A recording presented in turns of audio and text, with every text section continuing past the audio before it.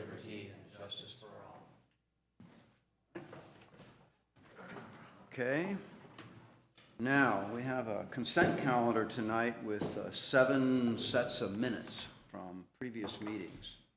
I don't quite know how to deal with this. I have 4 of them with minor little corrections I'd like to make for the record.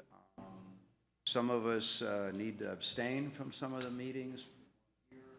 We just do them one at a time? Is that? I think one at a all right? time would be best. Pull them up. So we'll pull them all the items off the consent calendar and we'll deal with them right now, one at a time. Okay. The first one is the meeting of April 9th. Anything on that? Well, Okay. it's not really a change, but I'm glad we are doing it this way, because I wanted to bring up that on item 4B on that agenda that evening was our review of the site plan for the school on Washington, the old Andronico's office building. And we collectively missed that there was a discussion in the original hearing about a fence and Okay. the location of it, and we did not mention that in that review. And I'm just admonishing all of us collectively. Okay. So, not But really a more, change, it's more a reminder in the Right. future that, Yeah, you know, we all need to pay close attention. okay. Yeah, I have just a small typo on page 4, line 15.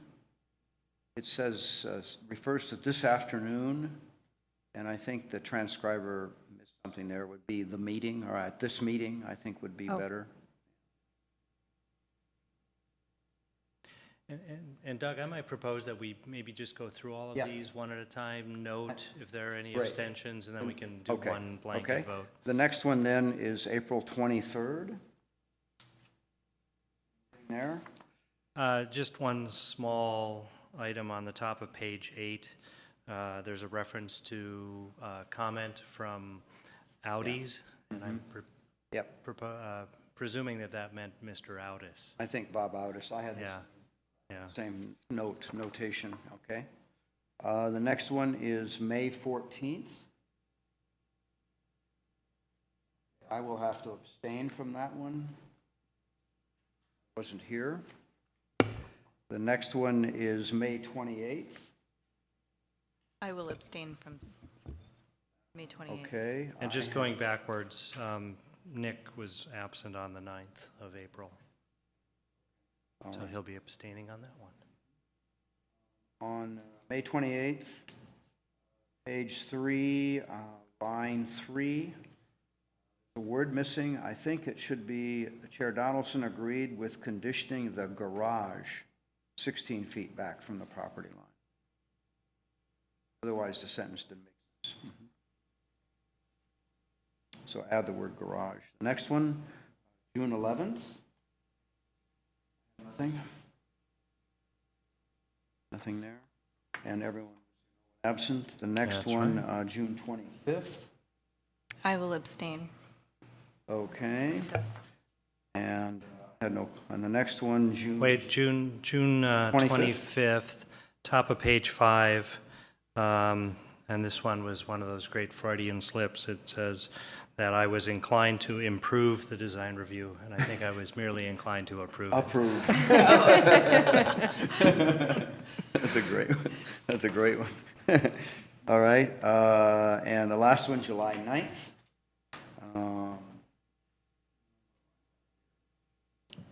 Yeah, on page 8, line 41, the spelling of Allen should be Allen Maris. A-L-L-A-N-M-A-R-I-S. And back to the 25th of June, Stacy was absent that evening, so she'll be abstaining. So we've noted the abstentions, have we? We have. So then I'll take a motion to, I'm sorry, I've been frantically trying. I do have a couple of notes. okay, Just give me one more second. sure. Mhm.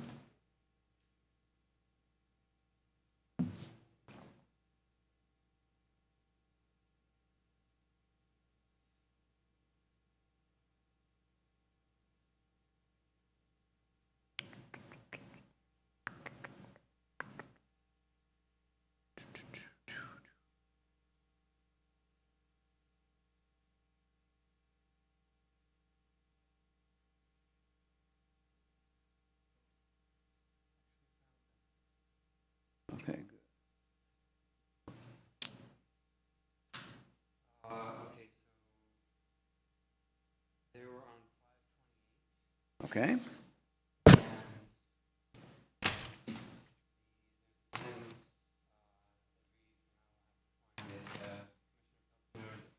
Of the street across. And I believe that's, clarify that, of the poor condition of the sidewalk across. Oh.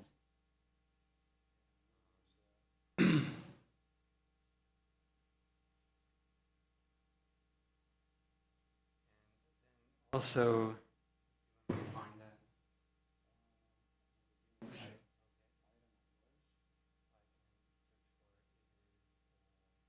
803 Curtis.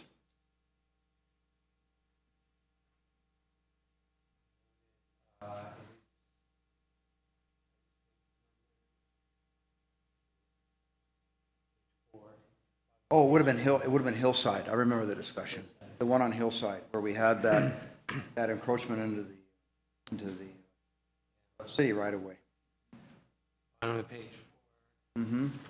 And there's something that says Commissioner Pilch announced that at the city council meeting that week. I think the sentence ends there.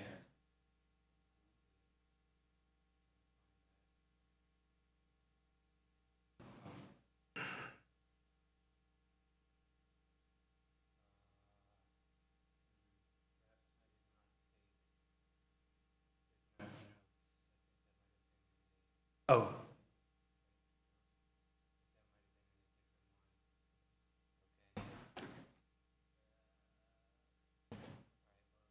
That one, it'll take me a bit to find that. I think that's it. Sure, no. Pilch noted poor condition of the street across. Yeah, That's that line was- 43 on page 4. Yep. Okay. You know, and it's worth noting that every one of these minutes is preceded by a statement that these are a general summary and not verbatim. So, but I think I I think they're pretty good. appreciate exactly, I and think I they're pretty appreciate good, everyone's yeah. effort to, Yeah. you know, correct the things that are here. You know, I'll note that on the 14th of May, I said a lot more than what was summarized, but Yeah. as is noted, Right. I there's, agree. the audio tape is available. for review. Yes, I went on a little bit too much on. We could be glad the minutes do not include everything. So with Okay. all of those changes noted, Okay. I will make a motion for approval of the consent calendar with the changes and abstentions noted in this evening's discussion. Great. Is there a second? I'll second. All right, been moved and seconded. All in favor? Aye. Aye. All right, it's been approved. So that's great. We have our minutes for a number of meetings taken care of. Okay, the next item is public comment. Is there anyone in the audience tonight who'd like to address the commission on something that's not on the agenda? Great, please come forward.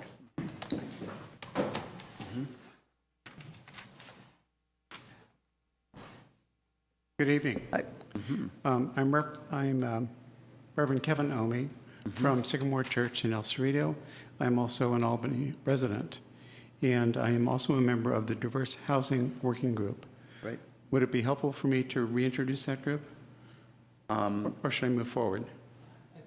Are you here for the housing element item, I which is? specifically have comments related to the housing element. We'll take, that's on the agenda for tonight. It's later tonight. It's at the end of the evening. But, so we will have a presentation tonight on the housing element, and then the next meeting, we'll have a big study session on the housing element, probably Okay. bigger than tonight. All right, I So- thought today's focus was primarily on the sites. Tonight it is, yes. Right. Tonight it is. And our next meeting will be on the whole thing. But this is the opportunity to speak on items that are not on the agenda. Yeah. Correct. So it is on the agenda tonight. Okay. Yep, yeah. So what you're saying is we can say things about the housing not related to the sites at the point you deal with that. So you want to say things about the housing element, but not the part of the housing element that's on the agenda tonight? Correct. Ah, Yes. all right. Well, I think that that's acceptable. Okay, thank you. Yeah. go ahead. The Diverse Housing Working Group believes that a strong community includes people from all walks of life and income levels. And as a result, we would like to see the city's policies aligned to achieve each of the RHNA goals with a particular focus on very low and low income categories. That's the first point. My second point is we request that the city identify all potential sources of funding, for example, grants and public funding, as well as incentives that are available for affordable housing at the city, county, state, and federal levels. And my third item is that we request that the City of Albany commit sufficient staff time and budget to both identify what is required to achieve and to proactively support the achievement of each of the housing element goals. Great, Thank you. okay, good. Thank you. And as I said, the next meeting, we'll have the whole thing here. Great. I'm Alexa Hauser. I'm an Albany resident and also a member of the Diverse Housing Working Group. And I'd just like to put another voice in for the points that Kevin made, that we have experienced in coming to your meetings for the last few months, that you too are in support of not only writing some good stuff down, but actually having something happen as a result of that. And we recognize that although the housing element will not in and of itself build housing for anyone, much less very low and low income categories, we would like to see every effort made in this next draft to ensure that the city makes its intent clear that we want to see housing developed in town in this next 7-year period.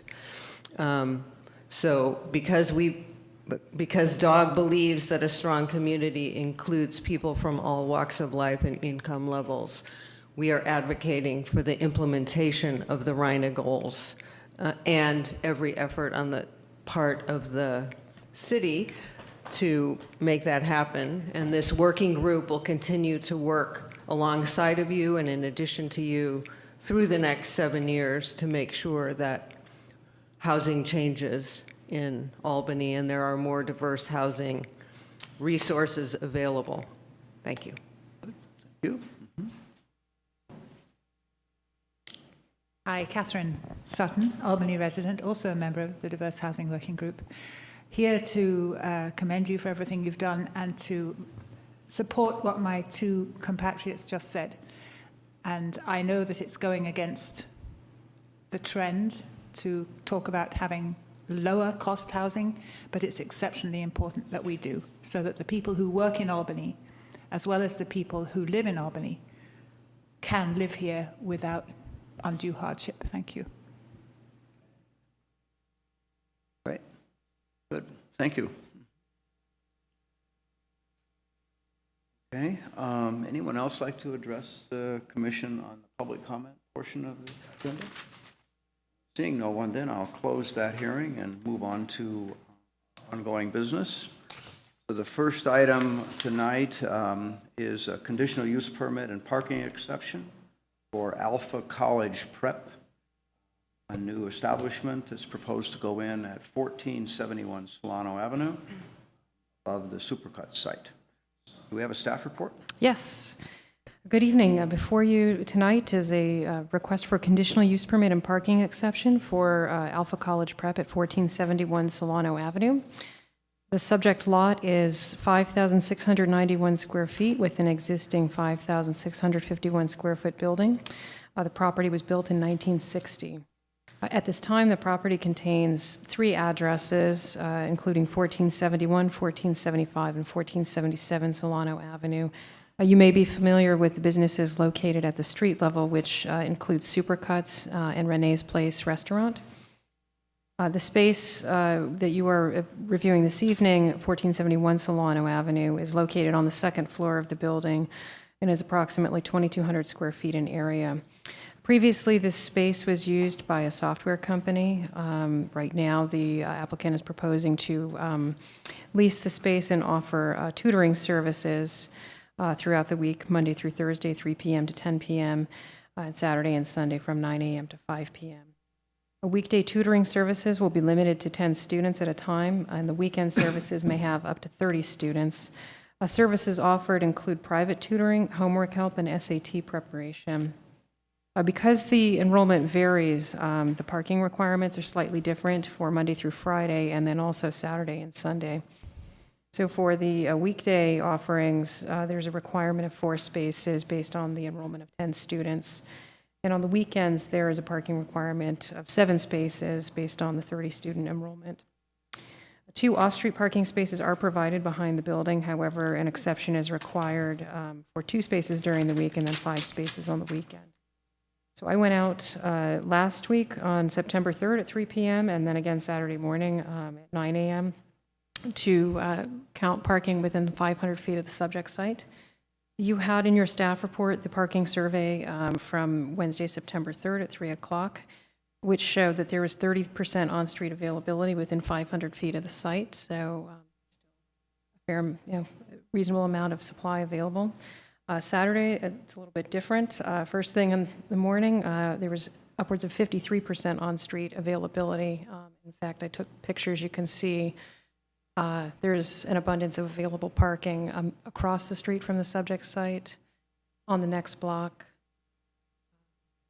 This is the location in question, and so this is the available parking across the street. And then immediately outside on Santa Fe, on the north side of the street, adjacent to the building, there was an abundance of parking available.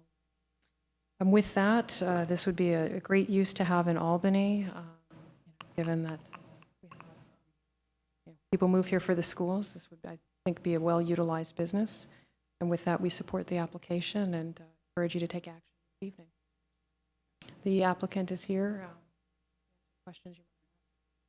Commissioners have any questions of Ann? Just one, you mentioned that the parking requirements would differ based on the number of students served? Yeah. And I guess, is that because this doesn't neatly fit into a use category of office or retail or things like that? Right. We classified this as an educational use, and that parking ratio was calculated based on enrollment. So with 10 students, it's a lesser requirement. With 30 students, it's a higher requirement.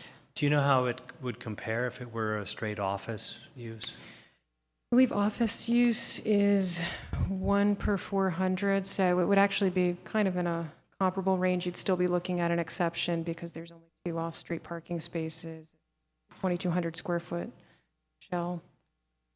2,200 square feet? Yeah. 6, so it'd still be 4 Right. exceptions. Okay, thank you. Great. Any other questions? Is the applicant present? Sure. This is an opportunity for you to come up and tell us about your project and what you're going to do before I open the public hearing, if you'd like. Okay. Sure.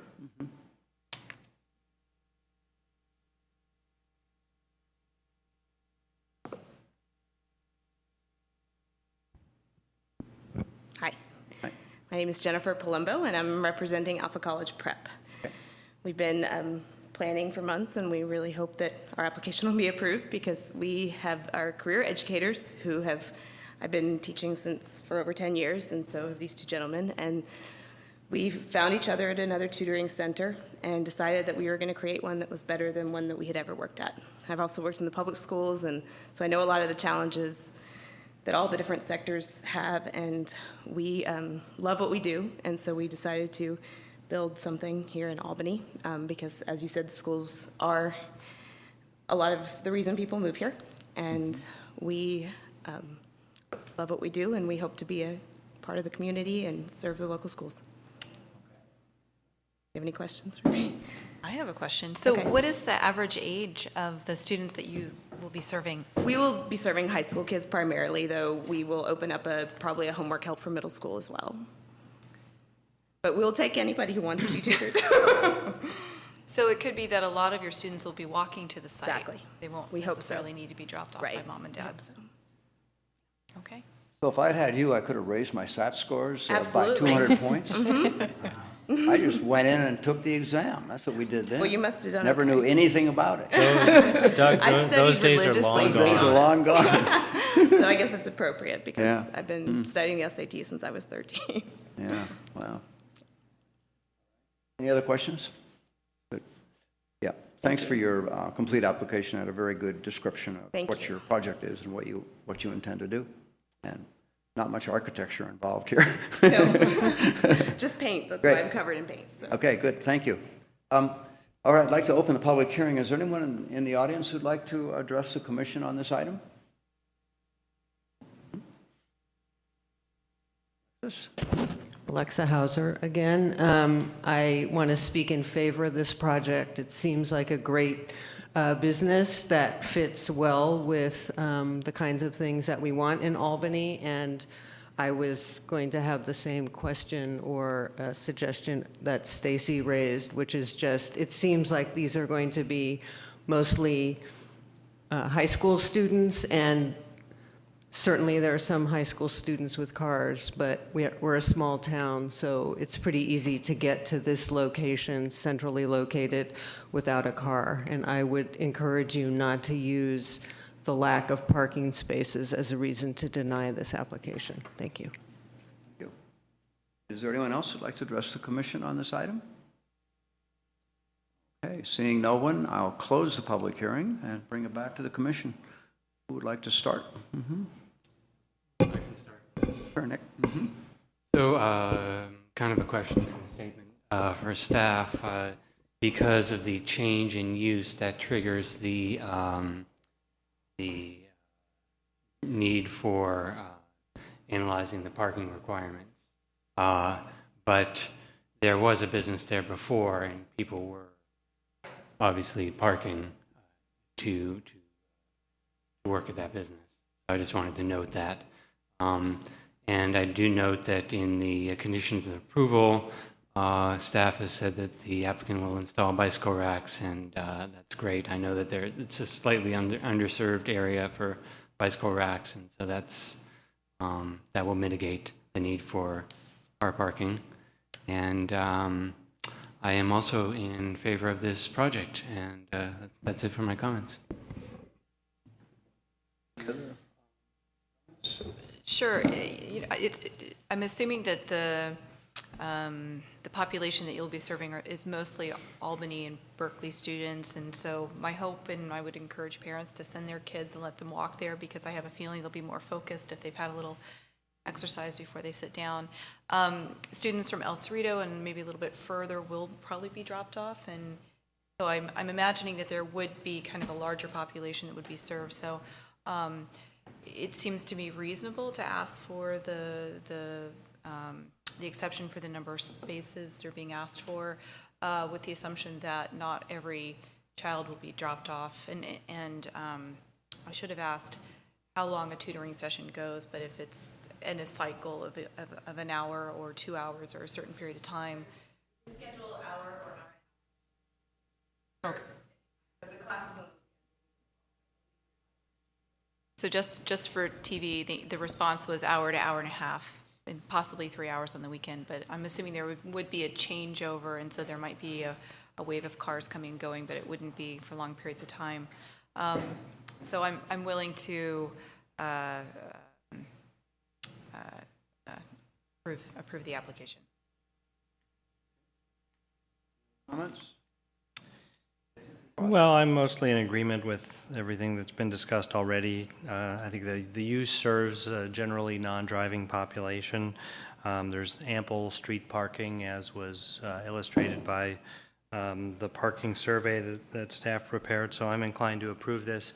One of the impacts that we often find from businesses on Solano Avenue is that their employees are parking in the residential districts because they're not subject to the 90-minute parking. Now, that's mostly during the weekday business days, so into the evenings, that's not such a concern. However, we would encourage staff to not park in the residential areas, and certainly not in front of people's driveways.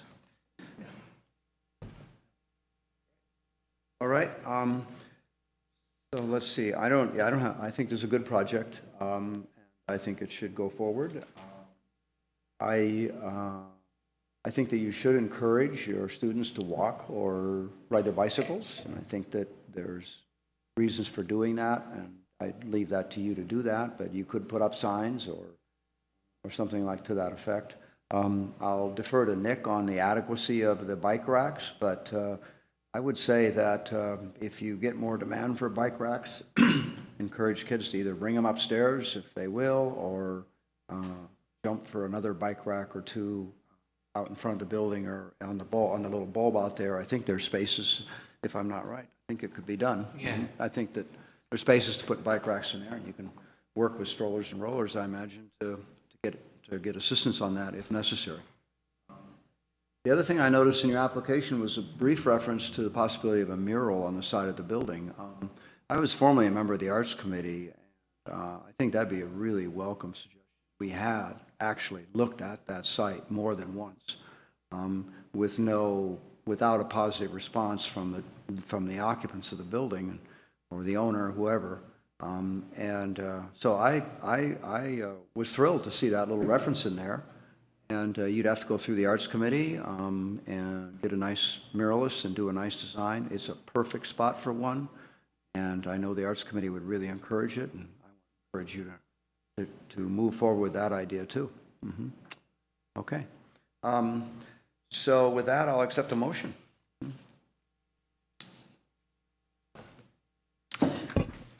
Okay, I move to approve, sorry, I jumped ahead here. Planning application 14-050, use permit, conditional use permit and parking exception for Alpha College Prep at 1471 Solano Avenue. I'll second. Been moved and seconded. Any discussion? I don't think so. We've discussed it. All in favor? Aye. Aye. Aye. Okay. Is anyone opposed? I don't think so. Okay. So your project's been approved. There is a 14-day appeal period, so at the end of 14 days, our decision becomes final. In the meantime, I think appeal is unlikely, but you could talk with Ann about getting the necessary permits you need to get started. But you do have to wait 14 days for this decision is final. Okay? Okay, great. Thank you. Good luck with your business. Yeah. Okay, the next item on our agenda then is 974 Peralta, a second-story addition and an accessory structure addition. Do I have that right? Yeah. Yeah. Okay. Do we have a staff report? Well, the applicant actually contacted me earlier in the day and asked that this be discussed at a later date. His clients have decided to change the scope slightly on the accessory structure. At this point, they're inclined to make it a second unit. Okay. No, They have look at the housing advocates are smiling. This is good. they have a non-conforming height issue on one of their existing structures, and it seems that probably the easiest way to remedy that, also having a single-car garage, is to just make it a second unit. So they are going to prepare a revised set of plans for our review. We will renotice the project to include that description in the scope and bring it back to you at a later date. Okay, great. All right. That's an interesting development. So no further action on this item tonight then. So the next item on the agenda then is 1036 Kains, design review and for an addition to the main residence and a new residential unit on Kains. Staff report? Yes. Mr. Chair, I'll note that I'm recused on this item, Oh, so are you? I'll be Where's my file? stepping away. Okay. Right. Okay. Okay. The applicant has filed an application for design review to add 2,196 square feet of new living space, as well as create a new residential unit at 1036 Kains. The existing single-family home is 2,219 square feet on a 5,000 square foot lot. The applicant is proposing to add a second story, which will create 1,382 square feet of new living area on the second floor. The existing unit will be expanded to include 4 bedrooms and 2 bathrooms and will be a little bit over 2,100 square feet in area. The new unit located at the rear and attached to that will be 2,279 square feet and will contain 3 bedrooms and 2 bathrooms. The subject site is zoned R3, so it is a multifamily designation. And each unit will have 2 covered tandem parking spaces in the lower level garage. Currently, the home has a folk Victorian appearance, which is proposed to change to a modern appearance, and the overall building height will be 27 feet. Due to the size, the floor area ratio will increase from 0.44 to 0.81. Since the project includes multiple units on an R3 property, the maximum FAR allowed is 1.5, so they are under the FAR threshold. Previously, the applicant received design review approval from the Commission on October 24th, 2012, to add 945 square feet of new living space and to convert the existing structure into 3 units, 3,233 square feet in total area. The applicant did initiate the plan check process and subsequently placed a hold on the review due to construction costs. So in this revised application, the number of units has been reduced, but the overall building area is proposed to increase. As I mentioned, the existing architectural style is folk Victorian and will change to a modern appearance. So before you on the screen are the proposed elevations. So this would be the street elevation with the 2-car garage detail. The mass of the house would face into the property, so you'd have one of your entrances here and here, and there would be some outdoor living space on the second floor there with the decks. They are proposing to carry a bay detail onto the west elevation and retain some of the similar roof lines of the existing structure, but in general, this will be a more modern-looking building. The existing building height is 22 feet 6.5 inches and will increase to 27 feet. The home will be stucco with redwood wall trim boards and comp roof shingle on the main residence. All exterior finishes will match. In your review this evening, you are not being asked to take any action. Simply provide feedback to the applicant on the preliminary design. In staff's review of the application, there were some things we noted that the Commission may wish to consider, which include shifting the entry of the porch of the front unit to face the street, narrow the proposed curb cut to eliminate the loss of on-street parking, request window and garage door details, and consider the privacy aspects of the second floor decks on this south-facing elevation. And with that, we welcome any feedback you may have for the applicant. The applicant is here this evening to answer questions that you might have. Any questions of Ann? I have one. When I was out there, I noticed no story poles are up, and is that because this is not for action, or should there be story poles? There should be story poles, and there will be story poles once we're ready to take this forward with the All right. more formal review for action. Okay. All right. That's good. All right. Okay. Anything else? Okay. So thanks for the staff report. Is the applicant or the architect present? Would you like to come up and tell us a little bit about your project and talk a little bit about the design and maybe about some of the staff's comments? Mm-hmm. Okay. So my name is Y.M. Zhong, and I'm the project architect. The existing house is a 2-bed, 1-bedroom on the second level of the 2-story building. At lower level, right now, they have a 7-foot garage, 1 single garage, and then the rest is some scattered room and one small trolley in there.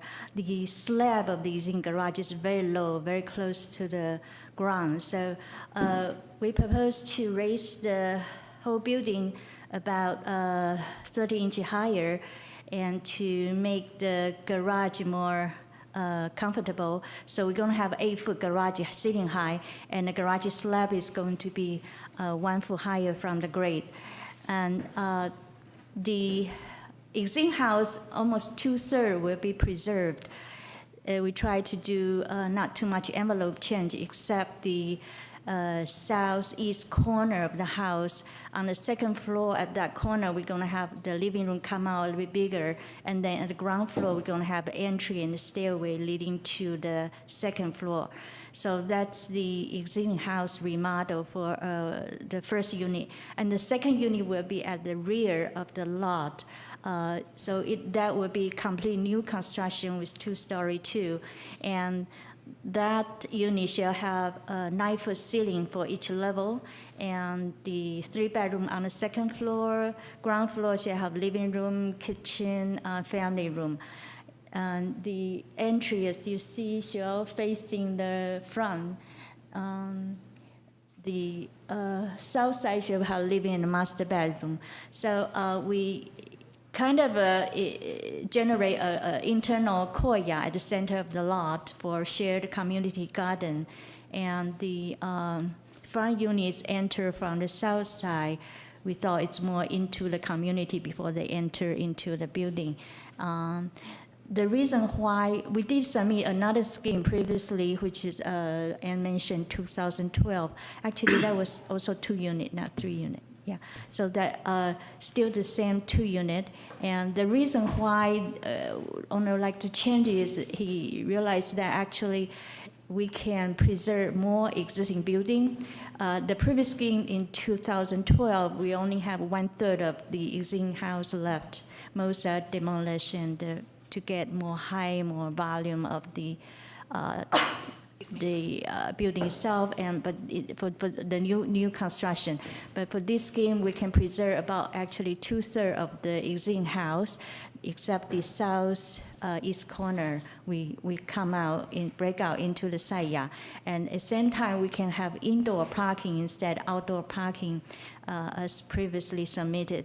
So this indoor parking have 2 tandem parking for each lot, and they have individual private entry into each unit. This unit allow a small garden for the front unit at the southeast corner, and a shared garden at the center of the lot, and then the backyard shall have a garden belong to the rear unit.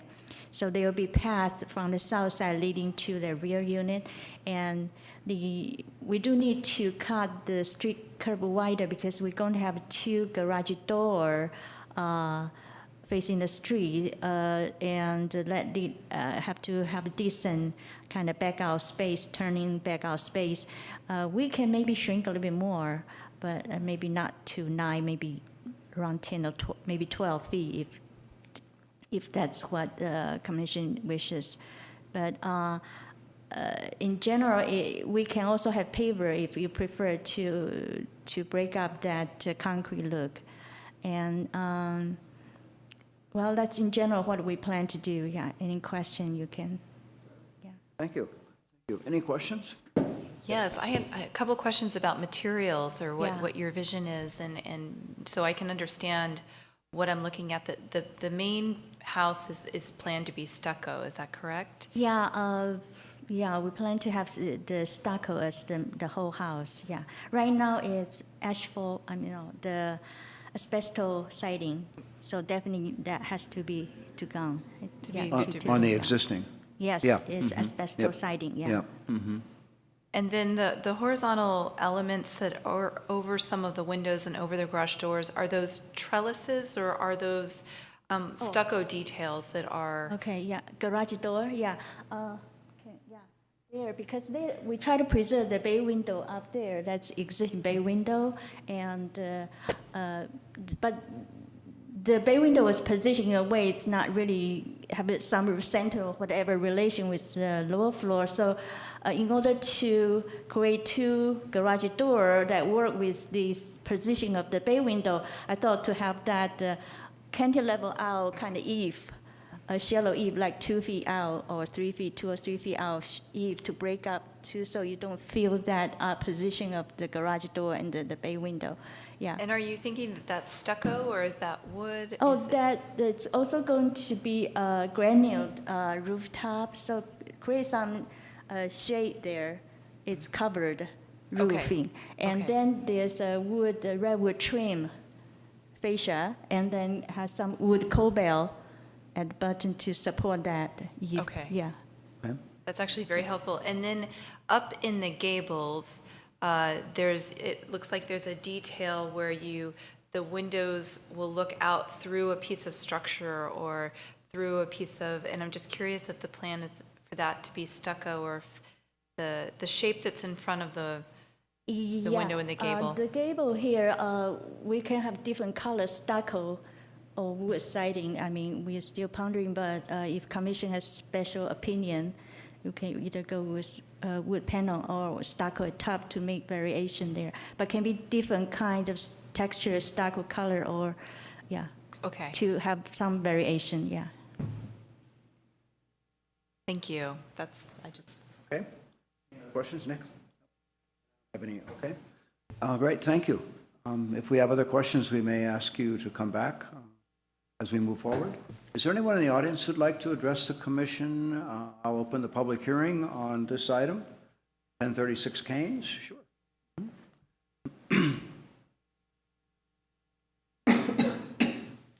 Reverend Kevin Omi. My question is simply, I don't know at what point review is done from a structural engineering perspective. And if that is at a subsequent stage, then I'll just leave it. For the structural engineering? Right. Since it has 2 floors and it has a couple garages. Yep.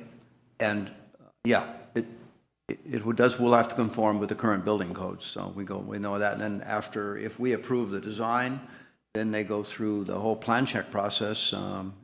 That's when the engineering concerns for seismic safety, that sort of thing, get brought up and addressed if they haven't been addressed adequately during the design drawings. Thank you. Is that right? Anything else to add in? That's good? Yep. Okay. Okay. Is there anyone else who'd like to address the commission on this item for the public hearing? All right. Seeing no one, then I'll close the public hearing and bring it back to the commission.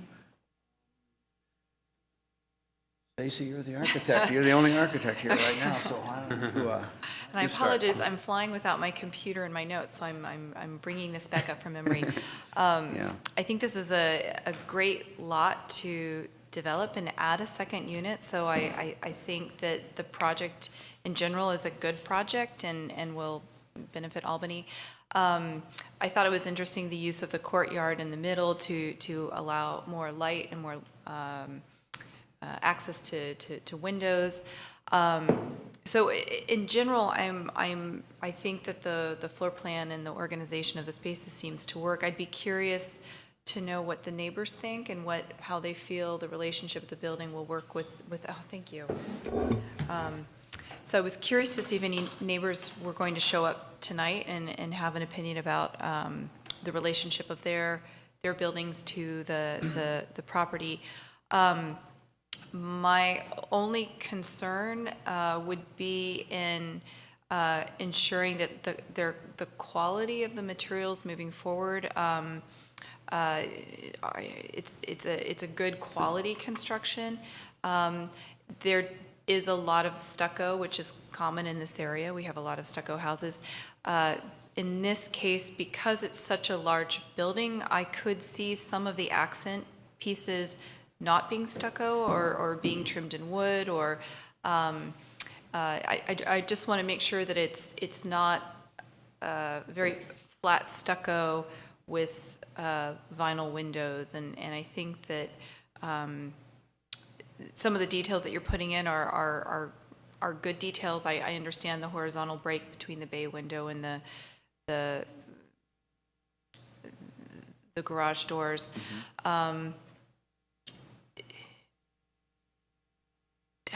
I should ask if you have already specified a window company, if you know who the window company, if it's going to be Milgard or Marvin or mill guard, and are they vinyl or fiberglass?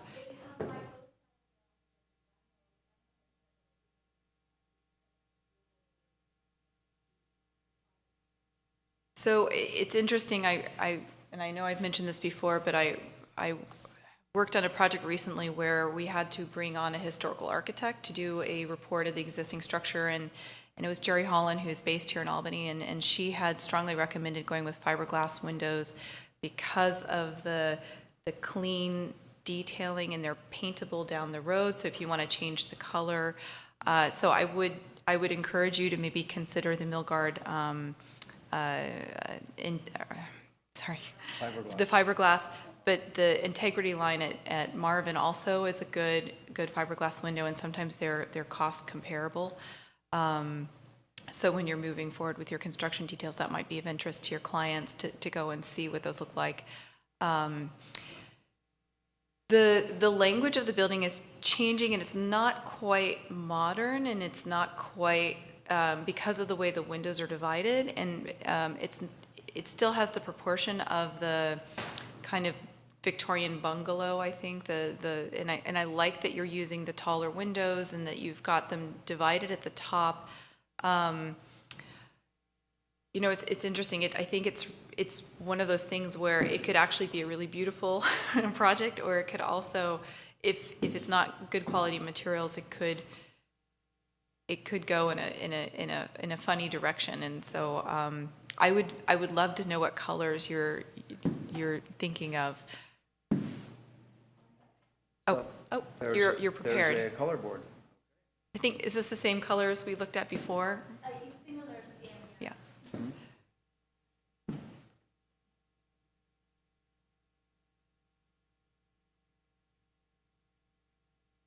I'll tell you what, I'm gonna take a look at this and then maybe come back with some comments. And Nick, do you have any comments? We can move around here.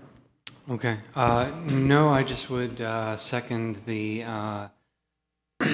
request for as many details as possible about the design, as also noted by staff. And narrowing, I definitely would be in favor of narrowing the curb cut at the street as much as you can.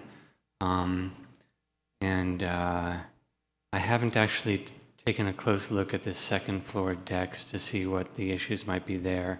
So I'll go take a look at when we get back to Stacy. But also, I think shifting the entry porch to face the street would be appropriate. That's in our design guidelines, that the porch face the street. I heard what you said, which is that I believe what you intended was that both entryways be off of the center courtyard, but I do think that detracts a little bit from the front facade of the house, and it is contrary to our design guidelines. So,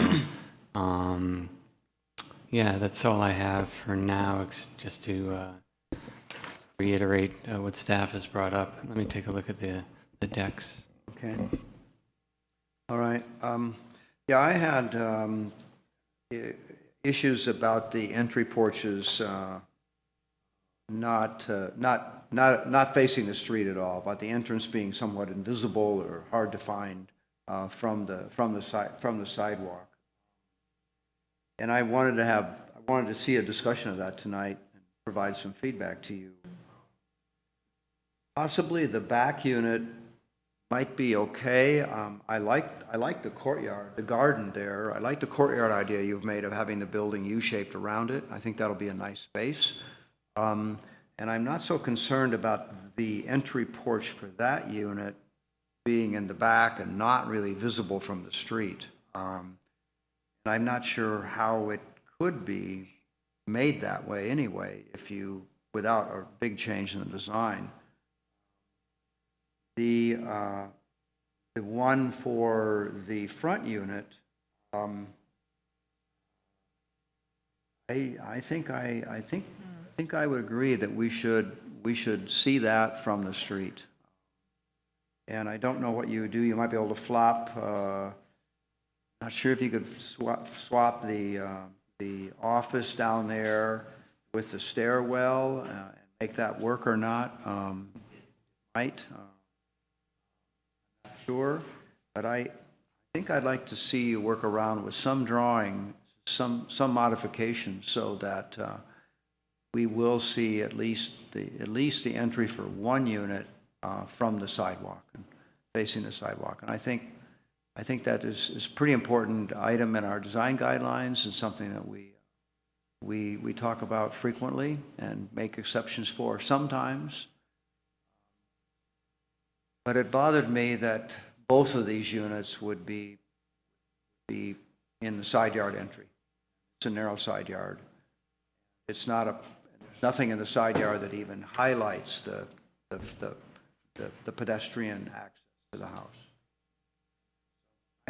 I think that's an important thing to do. Thank you. Now that I've taken a look at your drawings, that was on my list to talk about tonight, and I think that would be an easy fix. And the goal would really be to make the building look more inviting from the sidewalk, and if the porch is sometimes hidden around the side, it feels closed off and not as accessible. And I realize there's a little bit of a conflict because the owner might want to not feel so exposed when they're going to their front door, but that's why it's part of the design guidelines.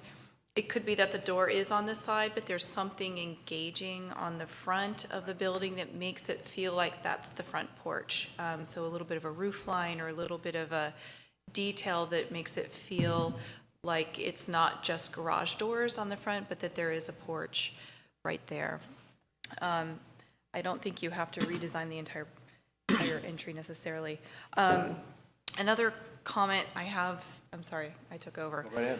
Is that I could see doing more of the building in red because this is a pretty conservative red, but this color combination is really fun, and if you're going to go with such a large building, this might be very dark and ominous, and I think it would be more playful and be happy to come home to a red house.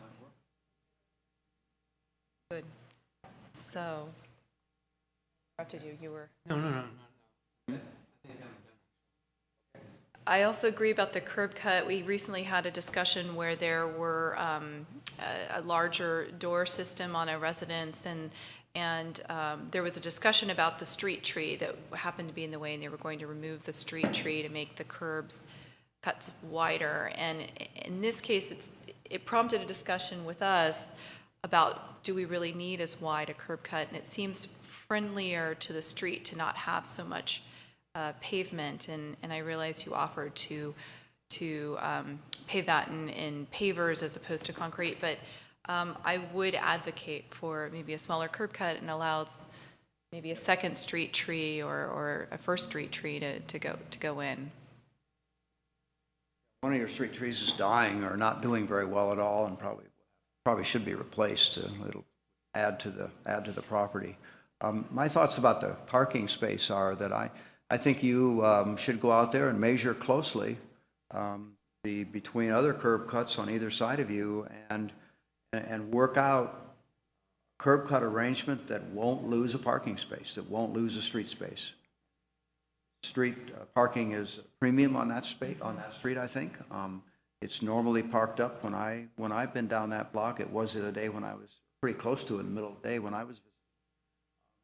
So I think that losing a street space would be a problem, and that is something you really need to look at closely. And I think you probably can lose some curb and open up some of the curb without losing a full parking space. And you can guesstimate, how long the cars are and space you have to work with, and certainly work with Ann as well to kind of figure that out. I'll make some other comments. I like that you're raising the house a little bit, and I like that you're keeping that bay window in the front. I think, like Stacy, I think it's a very interesting front. You're adding some nice detailing there that will we'll break it up and add some variety, and should look pretty good.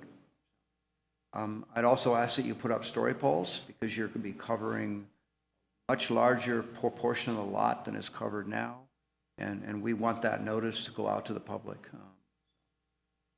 Get those story poles up well in advance of when it comes back. Anything else? One last comment is that I think the garage doors that you choose will be very important to the project because they're so prominent on that elevation. And so when you come back for approval, it would be good to see what the actual garage door product is that you're thinking of using. I would make one other comment. Now that you mentioned the street tree, I took a look at it on Google Maps, and I would also consider taking out the concrete in the parking strip where the current tree is and replacing that with some landscaping. I think that would brighten up that area. It looks very sad now. It's very overgrown with weeds. One last thought I had when I was in my site visit. The juniper trees that are on the adjoining property to the south are big and really overlapping into your lot quite a bit. I recommend that you make contact with the owner of that property and talk to them about you already have. There's the owner. Okay. You should work it out. Those are going to need to be trimmed in order for you to do the construction you need to do. And I think it should be done carefully so that you can keep those trees alive for they're part of your landscaping almost, even though they're on adjoining property. I think some care needs to be done there and a plan on how you prune them. If you just go in and chop them back to the property line, it would not look good, and you could lose them all, potentially. Some appropriate pruning there and a good agreement with your neighbor on how to do it would benefit everybody, I think. Yep. Okay. I think you'll want them for afternoon shading of your courtyard there, where you have it as well, I think. It's facing south and has a big exposure. All right. Anything else? Okay. All right. I hope you've gotten the guidance that you need, and we'll look forward to seeing your final design for approval. Sure, if you have a question. Why don't you come up to the microphone so people in television can watch you, and we can have it on the record. In case we do a porch facing the front around that corner, I think the planning code allows us to have porch get into the front yard like maximum 6 foot, right? 6 feet, yes. So we can have that porch kind of has the similar style as the back porch. So the two will blend together as the front, as the entry. You might be able to So do that. you will see that repetition kind of I think that would be a good, stuff.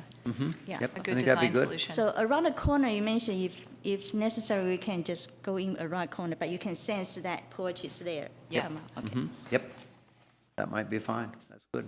Okay, thank you very much. All right, no action is required, no votes required, so I think we can close that item and move on Should I to go the next bring- item. Let's get David. All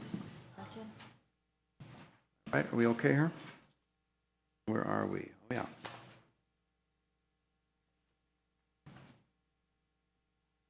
David back.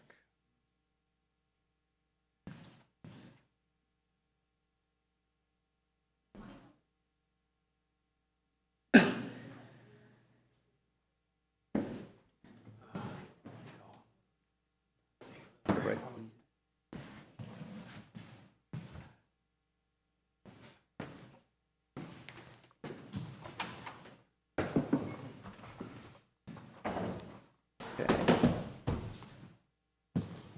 Okay, great. Next item on our agenda is the wireless policy. Is that how? Here, the wireless policy. We have a staff report, I think, and Yeah. we've had a lot of correspondence coming in. Lost Nick. Nick Nick's is checked be out. back in a second. Oh, okay. And for those members of the public interested in speaking on this item, we ask that you fill out a speaker card. Oh, yeah, great.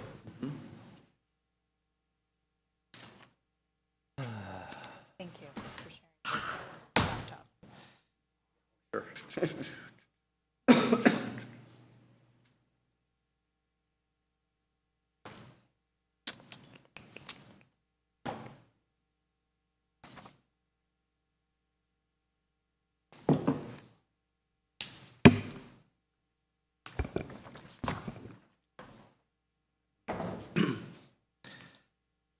Waiting for our fourth commissioner, who should return momentarily. I think you can probably go ahead in the staff report. You can probably go ahead and start, I think. And here he is anyway. Okay.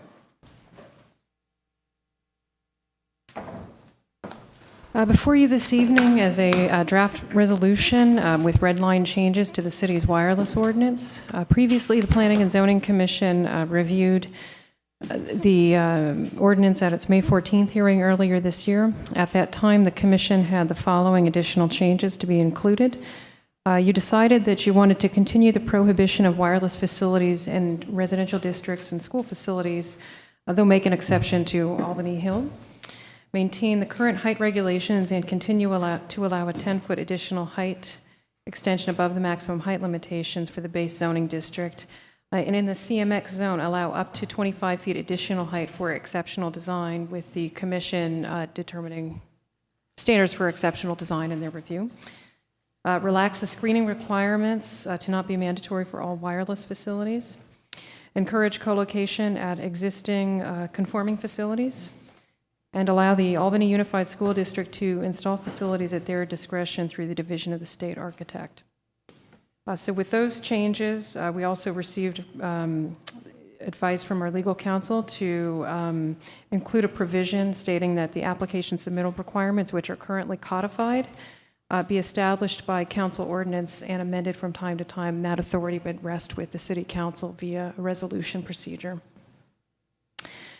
So we've made the changes as noted from your previous feedback. Additionally, we've refined standard agreement provisions and simplified the language. We've added a definition for maintenance, and we assigned a more specific threshold to negligible size difference to include a maximum surface area increase of 10% in the zoning clearance provisions. You were provided with a supplemental memo that was on the dais. It's also at the back of the room and in the binder.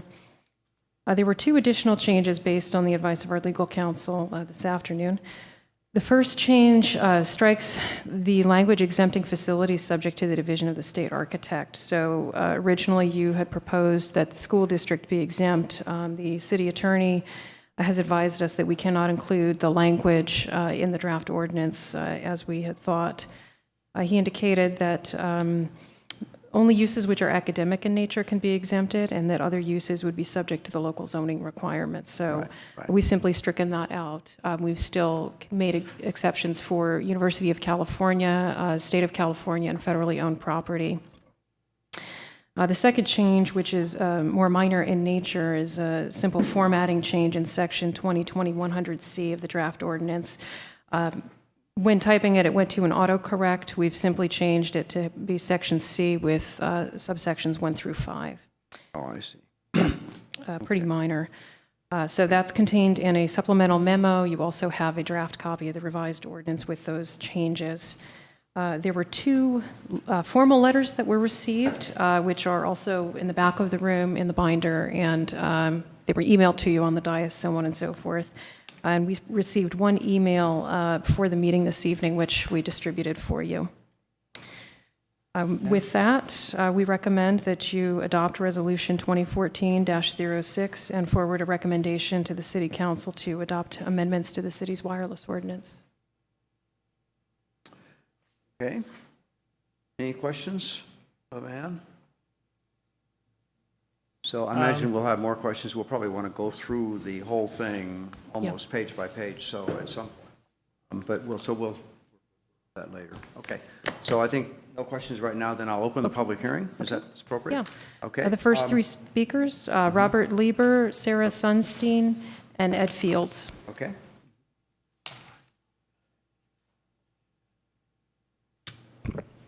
Hello, my name is Robert Lieber. Thank you for hearing me today.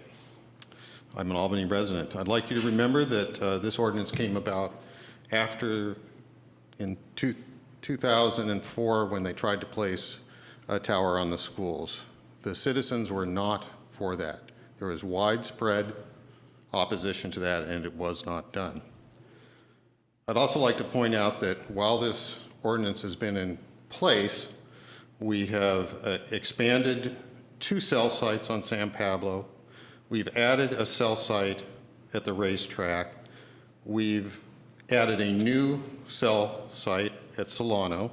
There is a cell site at Town Village, and we're looking at City Hall for another cell site. I also say that no changes are needed in this.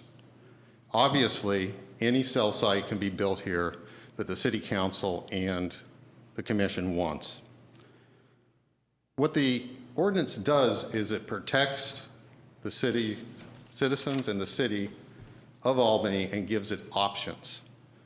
Obviously, we haven't exercised all that options, and sometimes when we've exercised an option, the companies and corporations have come down on the city and sued us, and we have not been able to meet their financial burden for us to move forward. It should be noted that most of these corporations have never followed the ordinance, have never done the things that are required of the ordinance.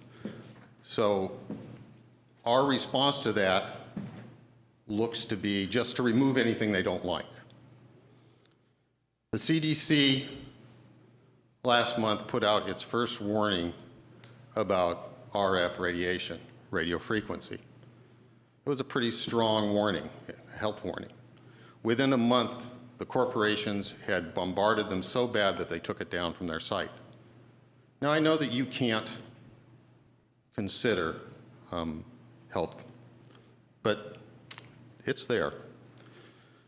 I say, at the end of the day, protect our students, protect our neighborhoods, at least make sure that these cell towers that are going in serve our city and not our surrounding cities, and that we don't make an ordinance that makes it a dumping ground for cell sites.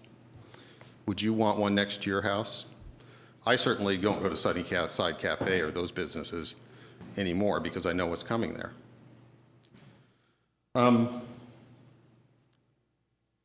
We have given in to a corporate bully in this town, and I see most of these changes as just being an enabler for that. They aren't necessary.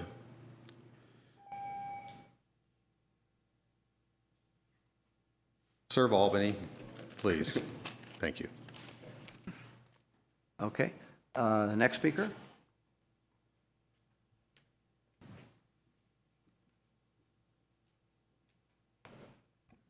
Hi, I'm Sarah Sunstein, Albany resident. I have to take off my glasses so I can see what I've written. So it was great to hear that the attorney said that, yes, you can't give schools the possibility to exempt themselves out of the zoning. So I'm glad to hear that because it was confusing as it's written now. And some other good things is increasing the height allowance in the area that's away from residences, down by the freeway area, things like that.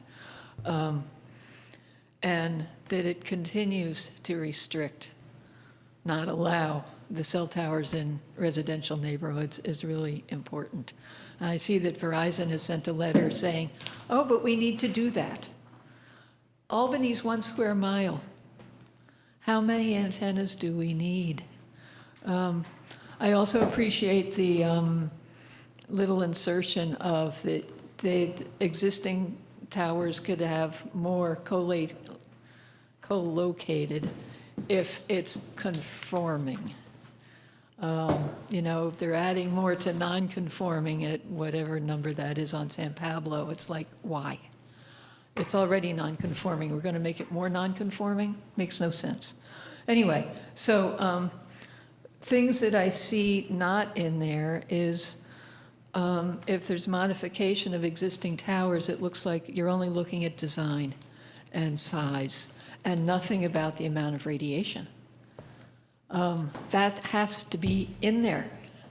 And it also, in terms of that, I don't see anything about monitoring. It used to be that monitoring was in there. It wasn't done, but at least it was in the ordinance. We need to keep that there's going to be spot monitoring. Spot monitoring.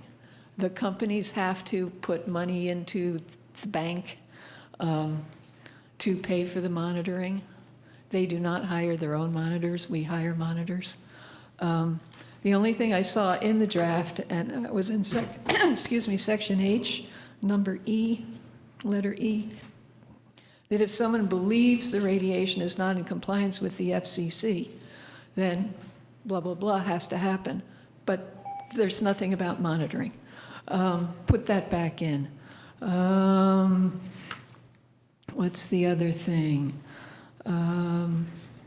Yes, and I agree with the previous speaker that we need the antennas that are going in to serve the people of Albany, not Berkeley, not El Cerrito, not Richmond Annex.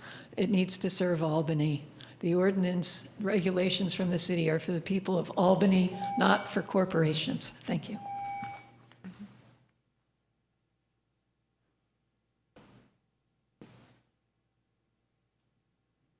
Good evening, Ed Fields, Albany resident. These revisions are not yet ready to recommend to the City Council. You should not recommend an ordinance which lacks application submittal requirements. If these are going to be voted on by a City Council resolution, then you should be proposing submittal requirements to them for them to vote on. I don't think the city attorney intends that we go 6 months or a year with no submittal requirements. That's the first point, and that is addressed in the arrow letter, point number 8. Secondly, a renewal of a conditional use permit must be a meaningful procedure.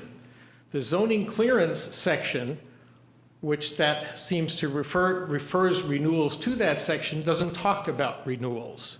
It's just a rubber stamp procedure. So I also refer you to the arrow letter, point number 7, and the Court of Appeal decision, which they also referred to.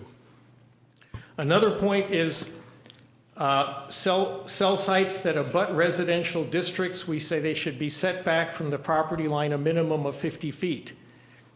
There should be no provision for reducing this distance, certainly not to as little as 10 feet, as in the current ordinance. That should be modified in favor of the citizens.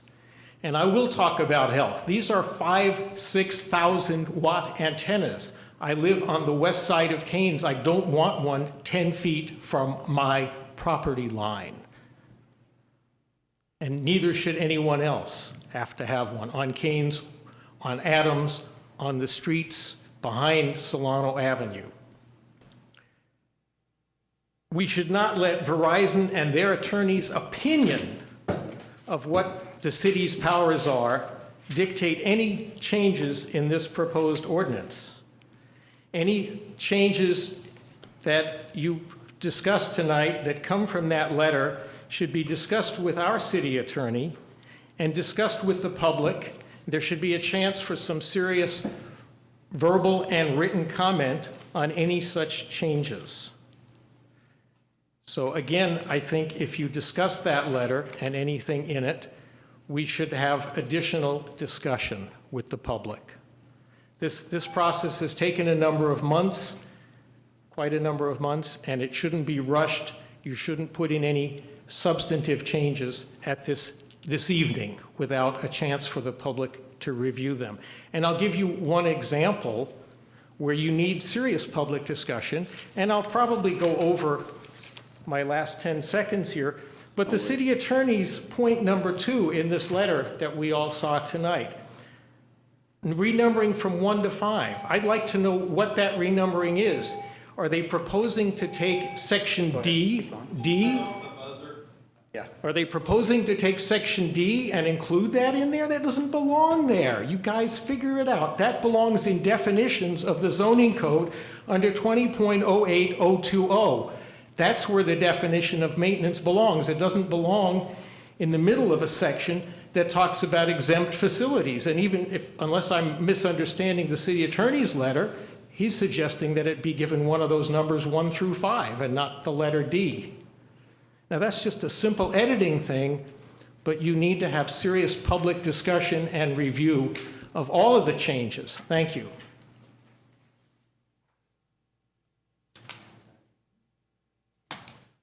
Anyone else? Oh, I have one more speaker one card. more speaker? Okay. Clay Larson.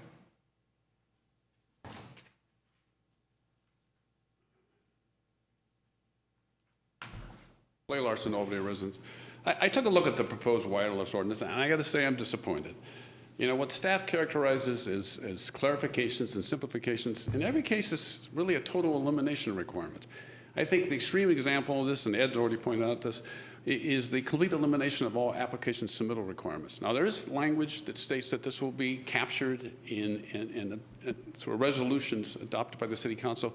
So I think at the very least, before this goes to the City Council, planning zone should ask staff or require staff to provide that resolution, the language of that resolution, so the council can review and the public can review the new application requirements. I'm concerned about the complete elimination of the requirement for the applicant to submit alternatives analysis. The courts have still ruled that you can require the applicant to demonstrate that the facility is the least intrusive alternative for closing a significant coverage gap. It would seem that this can only be established by requiring them to provide some alternatives. I'm really concerned about the changes that would permit the existing equipment to be modified with simply a zoning clearance. I looked up zoning clearances. They work well for tree removals. I'm not sure that the gravitas here is quite the same. I think there is language that says that the zoning clearance shall be reviewed and approved through the Planning and Zoning Commission. But when I read that section, that requirement only applies to instances where the rules and regulations have been violated. So I think that's confusing. I think this and a lot of other changes in the ordinance are a response to the Middle Class Tax Release Act. But there was a recent court case, apparently, American Tower versus the City of San Diego, in which they found that a public hearing can be required for a modification, and that an approval without a public hearing would deprive the landowners of their property rights and would violate due process. Finally, I would note that I probably disagree with the other speakers. I think these changes are politically acceptable, primarily because they affect a small number of people. They affect primarily people who live adjacent to San Pablo and Solano Avenues. One of these days, Gateview people will wake up and recognize that this could permit a 70-foot communication tower in their front yard, at which point I think they will show up in droves. So I think the fact that we eliminate, we preclude cell phone towers in residential area exempts most residents. I think that's unfortunate for two reasons. First, I think if it affected more people, the whole ordinance would get a more careful review. And second, I think at some future time, it's probably the future is now, technologies will change such that a distributed system would be the least alternative. But our ordinance would preclude a distributed system where cell towers were installed in residential areas.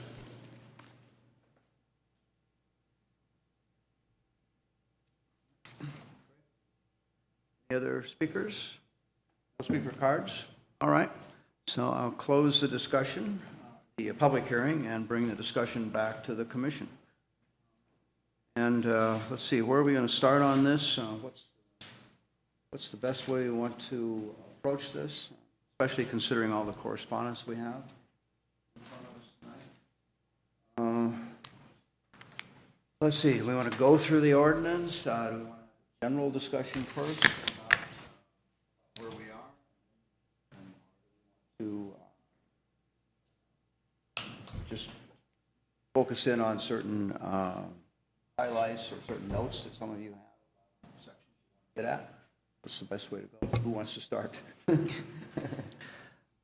Well, I have a few opening remarks, and Okay. I'd like to make those. And then I have a lot of specific comments that I've outlined within the draft. And maybe, going through that thoroughly Yeah, would be I would have be a good comments way to in go, that. so I'll save those.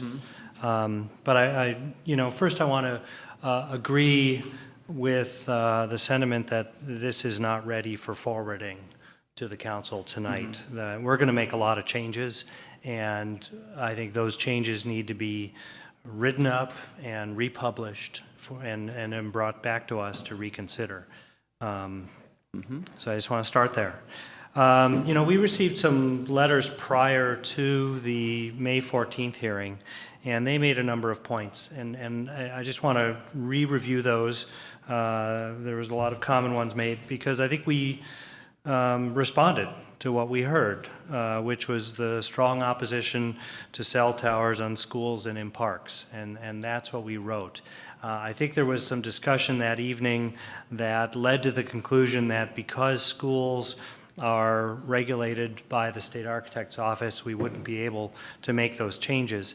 And that's why the ordinance reflected that. And I too am thrilled to have that clarification from the city attorney that, non-educational uses on school properties, like UC Berkeley uses, are subject to the local zoning ordinance. And I would suggest that the University of California should be stricken from that paragraph for the same reason.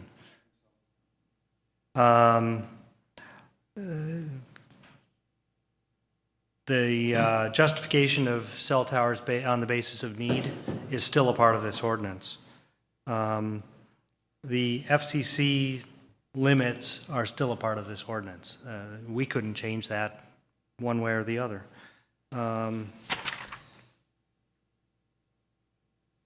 There is the question of we're eliminating the ability of the city to revoke permits. That's not true at all. No. If someone is operating out of compliance of the law, they're subject to revocation of their permit just like any other use.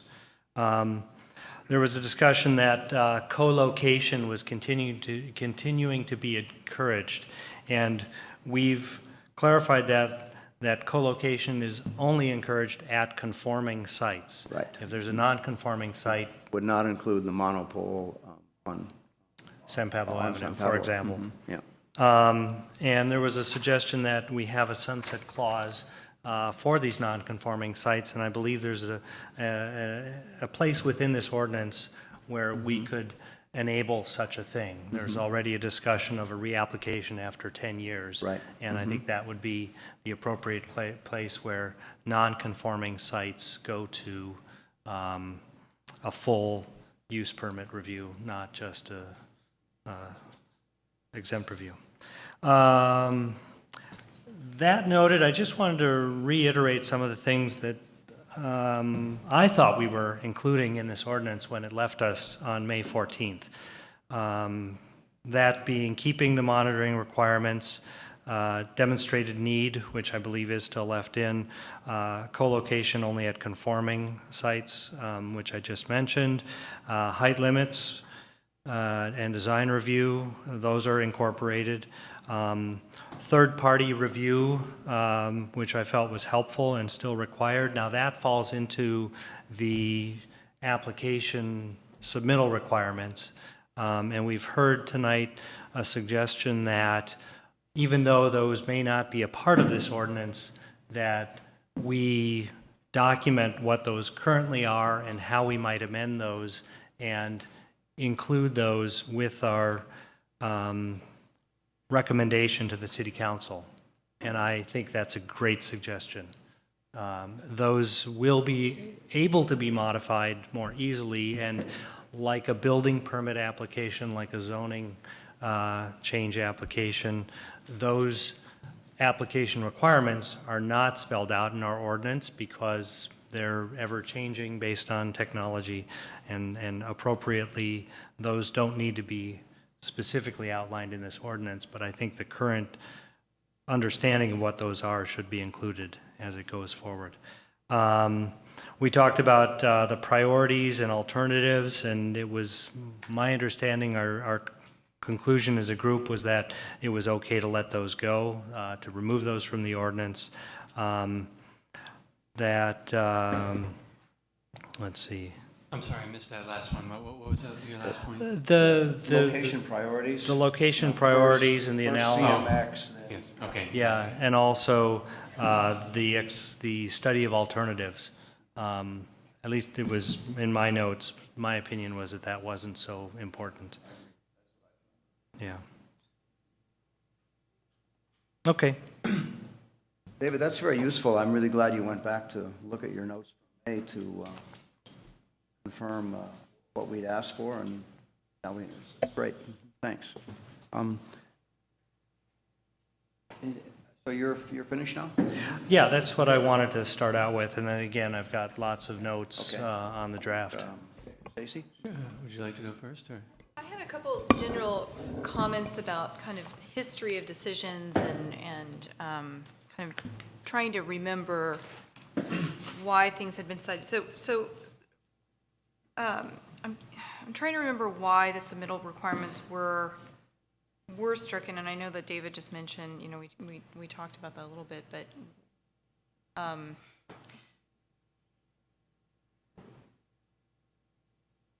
okay, anyway, so that's one question I have, and I do have some follow-up comments to that. And then the question about the schools and establishing cell phone antennas on the school, and I think it should be discussed kind of more openly that when a school is being constructed, it goes through the state architect, and that we don't necessarily have the ability to go in and affect the design, and so that was some of the history. So anyways, I feel like that people who are joining in right now should know a little bit more history of some of the decisions that were made. And then I did have a question finally that about the but I just got my computer, so I'm getting my notes right now. Sorry, I'd like to start with those. So if other commissioners can kind of fill in a little bit about those two, I think that would be helpful for the general public. I can give you a little bit of background. With respect to application requirements, it's actually pretty uncommon to have those codified as part of an ordinance. The intent behind eliminating them, it's twofold. First, it's to give us flexibility in terms of application submittal requirements that we can amend. As an example, we require a $5,000 deposit for third-party review. That's not codified in our ordinance. That's something that we've done after the fact. So it's flexibility in that instance to require other things that may not be codified. The other reason, as I understand it from the city attorney, we have had litigation in the past on, I guess, three different facilities. And the concern is that once you make it the letter of the law, if there's some concern about being discriminatory in how it's applied. We haven't had that issue come up in the past, but it's not something that we want to start. If we're able to do it separate of the ordinance, it serves as a standalone document that we work with over the counter rather than actually having to pull out a code book and reference that. I agree. Mm-hmm. And we were just discussing the possibility of listing what we believe those requirements ought to be. Yeah. And sending that to council. And would you support? I'd be happy to put together our list great. of current requirements. Yeah. Great. Yep. That's good. Mm-hmm. So how do those requirements get changed in the future? I guess how do we, because it's not part of the wireless amendment, how do we guarantee that those, like, should those requirements need to change? Does that come back to us? Is it something handled at staff level? Who makes that decision? If those requirements needed to be changed, we would go back to the city council with a resolution detailing what those additional requirements would be. Okay. Just so you know, for every other kind of application, we just do it at the staff level. I was thinking that that's what it was. Yeah. Yeah. Or we decide we can receive things in a digital format rather than paper. Right. This will be a higher level of review for this particular. I type of application. I continue to wonder why we keep singling out wireless as being different from all of the other uses in front of us in our zoning ordinance. We have, this is the longest section of our zoning ordinance. We're trying to pare it down. We're trying to make it more like the rest of the zoning ordinance for all other uses that we work with, and I'm very much in favor of simplifying. Say the same thing. If application requirements are set at the staff level, I think that's fine. They should. I didn't know that council approved application requirements by resolution. I knew they approved the fees and all of that. I think it's just very much a staff function. But in any event, you'd already proposed to talk to the city council about that, and since it is important, politically sensitive issue in the community.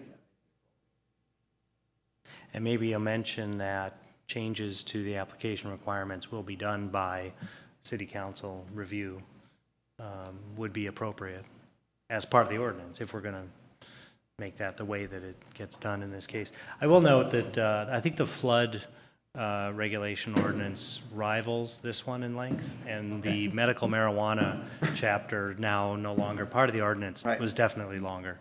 It was, really? Okay. Okay, any other, or who's next, I think we are. Or did you want Go to, ahead. are you done? Or? I do have some additional Okay. comments, but We can just go- they're more specific, so I think that we should get the general comments out. All right, yeah, well, I'll go through the notes that I have now, and yeah, we'll probably be circling back around a few times. I agree that I don't think we can approve anything tonight, especially since we've received so many comments at the very last minute. In fact, all of them, I believe, during the day today. I worked during the day, so I was barely able to keep up, and now we have some on the dais that we've just received tonight, so I'll need time to go over those at least. And I would like to hear, someone mentioned, I think, in the member of the public, that what our attorney feels about some of these items, especially the letter for Verizon Wireless. Monitoring, I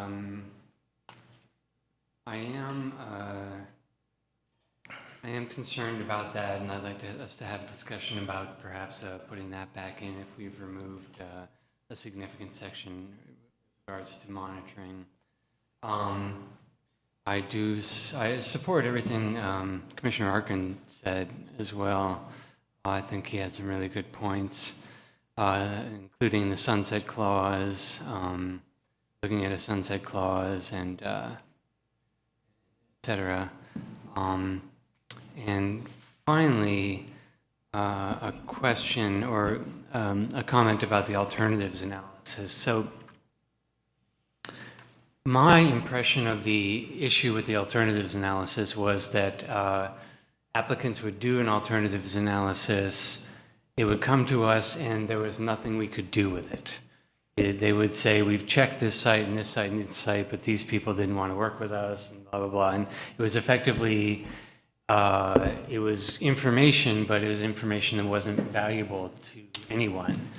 If we could find a way of doing some sort of alternative analysis that addressed the need not to have Albany as a dumping ground for other jurisdictions, for example, and if we could have something that actually had teeth, as it were, that we could do something with, I'd be interested in hearing if there were any ideas on that subject. But as it was, I've seen quite a few alternatives analysis come to us, and there was just the information wasn't valuable. We couldn't do anything with it. So I think that was the issue there. And I think those are my comments for now. All right. See, I don't quite know where to start. A couple of things. First of all, I think Ann, Jeff, you've done a good job in moving this forward, in responding to our comments. I appreciate the format. I appreciate your work on it. I think that we are reducing the complexity of the process, and I think that that's a very good thing. I think that the wireless applications have taken up way too much of your time and our time and been unnecessarily complex over the past 7 years. I think our wireless ordinance has not worked. I don't think it's protected the citizens of Albany, but Robert Lieber and I could certainly argue about that. My own impression is that that wireless facilities are here to stay. They've been adopted and are being adapted by everybody more and more. Every year goes on, and there is still no major evidence indicating that we're talking about a hazardous or dangerous industry. It's a part of our society now, and we should be able to accept the applications as pretty much a routine thing, like we do with homes and commercial and retail and that sort of thing. And I think we're making good progress on that. I looked carefully at the Arrow letter, read Nan's letter very carefully, and again, I guess I disagree with most of the points. I think that her analysis of our school exemption and our punt to the Office of State Architect was right on, and that she made the effort to look up the government code sections, which I respected. And I think we have errors there, and we need to get that fixed up. And I think that that probably comes right back to us there. If the school district were to say that they would like to put antenna on the high school or some other facility, it's going to come back to us. They'd have to get a use permit for that. I think that Nan's analysis is right, and that it appears to me she's looked up the right government code sections and has it right. So the way we've written our draft doesn't work, and we need to make the decision. I'm in favor of allowing wireless facilities in all PF districts and just striking out the rest of that one sentence that talks about schools and Albany Hill. Making it simple. I think that they can be acceptable in PF districts. I think that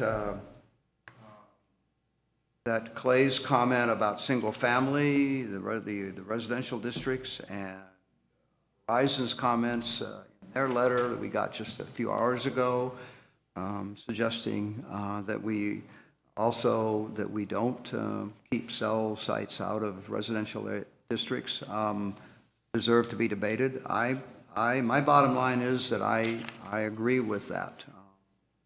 I think that Clay's notation that the industry may be moving toward dispersed antennas is more likely, is possible, and feasible. And I really think our job here is design review and use permits. And that, if you come from the fundamental point of view that this is a dangerous technology, and that we need to protect our citizens from this possible dangerous technology, the purveyors of whom shouldn't be trusted, then you need to have a real complicated ordinance.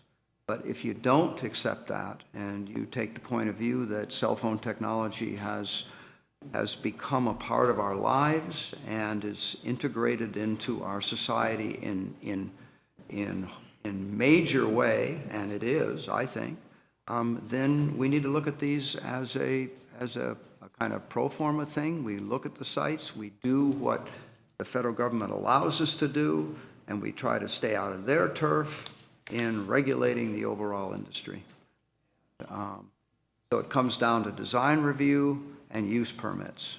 And as far as I'm concerned, these facilities are relatively small projects, physically small, And they could be placed in many parts of Albany without regard to whether it's an R1 district, an R3 district, a CMS district, or whatever. And I think they can be made to fit in terms of design review. And that's the main thing that we have authority over and what we can do. And in fact, our commercial corridors are so narrow and so thin, Solano and San Pablo particularly, that as it is, we're having to deal with applications for antennas that are 50 feet away from single-family homes in a single-family district. We have our little buffer established. We should respect that. This ordinance keeps that. And that should be the touchstone for reviewing whether a use permit is appropriate, I think. And then after that, design review. With respect to design review, Commissioner Moss, when we dealt with the project, one of the projects down in the CMX zone recently, at the last minute, wanted us to require the cell phone company to stealth it. You might remember that. And I think it was a great idea. I think that he was right.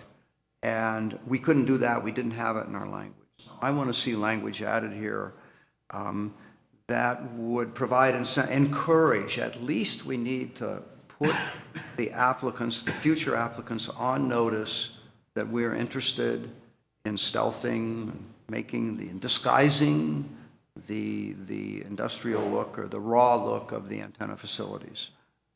We do that a lot. We've done that a lot. Town Center, the one on Solano. We discussed it and decided not to do it entirely on the one on San Pablo. But I think Phil's point is really well taken with respect to that. And he showed me websites, and I looked at websites where there's a whole industry out there that has really gotten quite good at hiding these facilities and integrating them into all kinds of land uses. That's the direction I think we should go, and I'd like to see that guidance added in. And I made notations at a couple places where. So regarding independent monitoring, we've had several, Nan's letter brought it up, one of the other emails brought it up. We should not strike that section out of the ordinance. We should ask for the monitoring to be done. Again, it comes down, I think, to where are you coming from? If you're worried about the potential health effects of radio frequency emissions, then we should go that way. But I think it's a burden to the staff. I'm not worried about it particularly.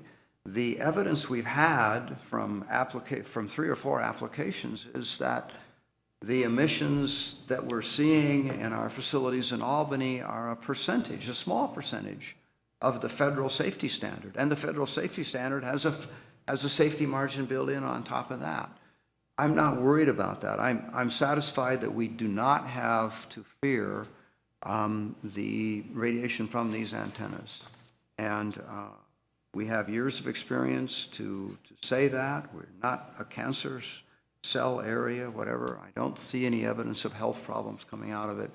And so I'm in favor of leaving the monitoring part out of the ordinance just as you've stricken it. So those are my comments initially. I think it would be useful to go through it sort of page by page so that Ann can get some notes or some thoughts as to where we have specific comments, if that's going to be useful. I think that would be useful. Should I just start? So let's take the first couple of pages. Anything on pages 1, 2, or 3, I say? On page 2, I'll make a comment. There's a reference to it's just a summary, but there's a reference to the Department of State, the State Architect's office there. Have to be updated. I think that's going to change. Anything else on? Well, on that same section, I propose that we also strike the University of California because this would not be an educational facility on their property, and therefore it should fall under our on ordinance. page 2, I'm looking at the staff report. I'm sorry. Yeah, maybe let's go through the ordinance. I think you're Exhibit right. A is probably the best Exhibit A is the clean version, and then attachment 2 to the staff report includes strikeout language from the from the current ordinance. I think it might be should say. easier to go through the B attachment, which has all the Okay. strikeout in it. The comments in the margin? Yeah, Well, I yeah, like that. both comments and margins and that language which was removed as well as that which was Yeah, I think added. that's good. So that's, so that, you're talking about this one, comments. And does it include strikeouts? Yes, there Yeah, are it does. strikeouts. Yeah, okay. Yep, Then we're all on the same page. okay, that's great, we'll use that. Okay. So Any, and now I before we haven't- go into... I haven't marked that up, I'll have to cross-reference back. Oh, sorry. That's okay. Well, before we go into section C, I think there is a question of section B, definitions. And I'll admit that I was slightly confused when it referenced to the definition sections of this chapter. And so I quickly went all the way through, you know, this section of the ordinance looking for the definitions. And it's actually way back at 020, or what is it? At the very end? 08. 20.08.020. It's actually at the very beginning of our entire zoning chapter. So I wanted to just suggest we reference it as this section of chapter 20, Okay, oh, yeah. which is where other sections of our zoning ordinance reference definitions. And it's the appropriate place, I Right. feel, for the definition of maintenance. Now, It we even had- says, for the purposes of this section, maintenance is defined. So, And so we had comments tonight about that new language about maintenance, defining maintenance, and so you're saying move that to the definitions. correct. Got it. Move it to further up in Title 20, Chapter 20. Yeah, 020, the very beginning of our entire zoning ordinance. Yep, okay. And then That's a good within, comment. within maintenance, I think that under item D, the word does not substantially change appearance, because, you know, changing appearance doesn't, you know, they can't paint it, they can't do much of anything. So Yeah. I think, you know, substantially change, because there is some flexibility within this to modify equipment. And then, but I think on that same clause D, we should add the phrase, or increase the power output.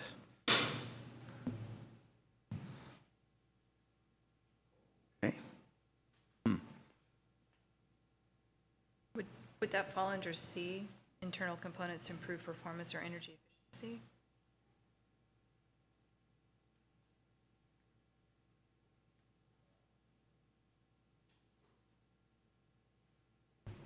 I don't think so. Okay. Well, it sort of covers it I either, don't in think either so. location. It's a good point, but.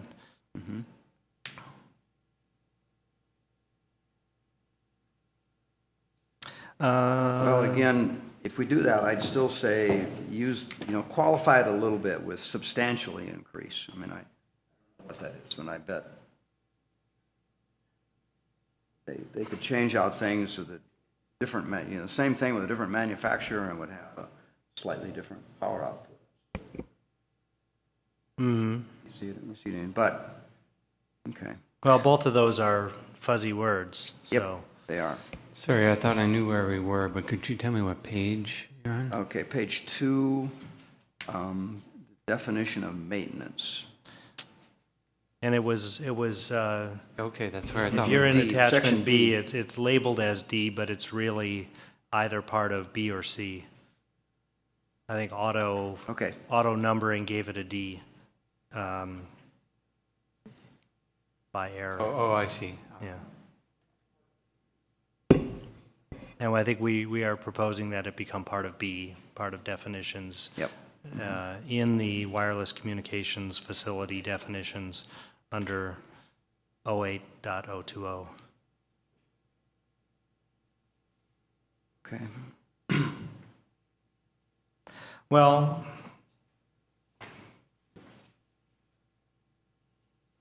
do we want to try to define by percentage an increase in power? No, I don't know how to deal with that.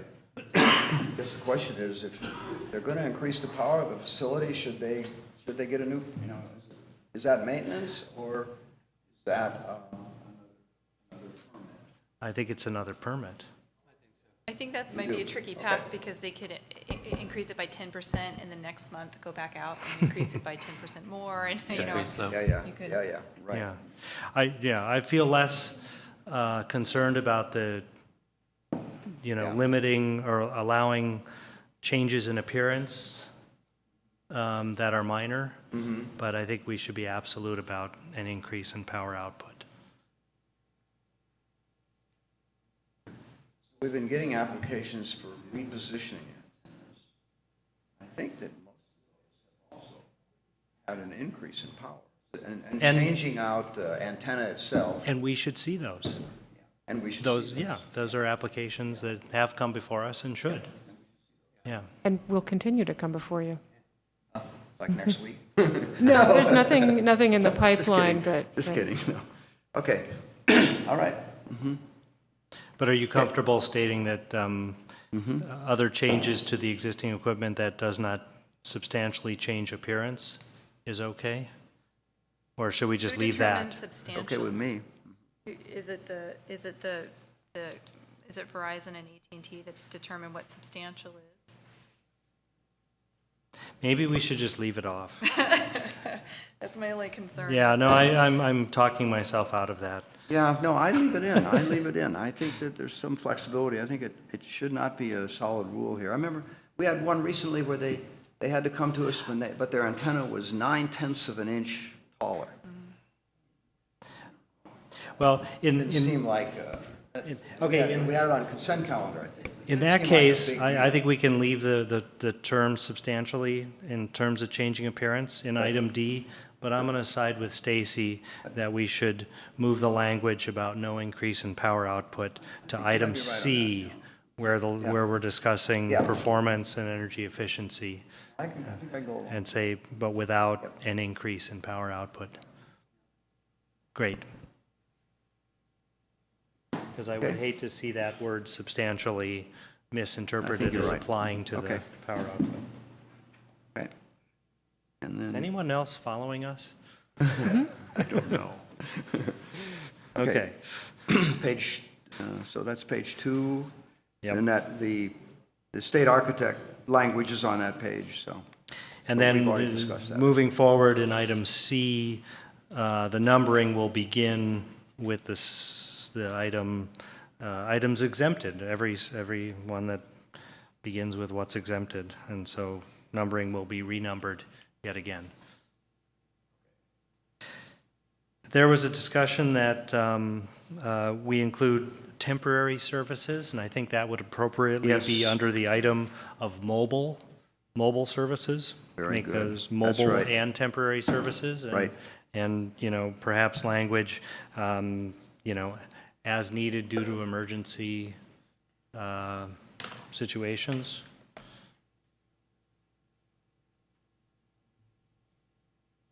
I agree.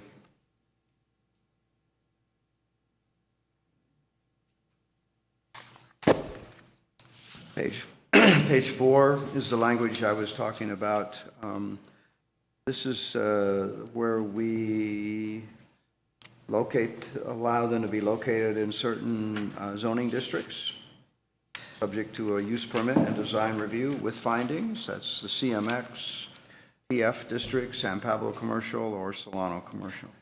Doug, if I may, before we move on to item D, there was a suggestion in one of the Verizon letter we received that small cells be exempted. I think we should discuss it while we're in this section, otherwise it's going to I'm get lost. What should be exempted? Well, there was a proposal, or it was, there was some hope, let's say, that small cell technology be exempted Oh, from our ordinance. from And from all? yeah, from any review. from And anywhere, I yeah. disagree with that. Okay. I think if those things come before us, they should be. I just wanted to make sure we covered that while we're in that exemption section. Okay, that sounds like we're in agreement. I think so. Okay. Yep. Okay, D.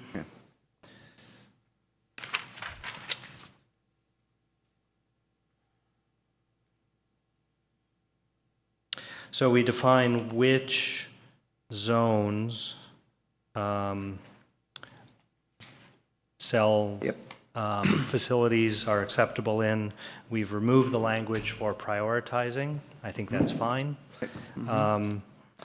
In the San Pablo or Solano Commercial District, I would propose that we restore the language under item 3, and instead of the arguably vague language of maximum achievable setback, we define these. So under item A for permitted childcare facility and school, we use the figure minimum 100 feet.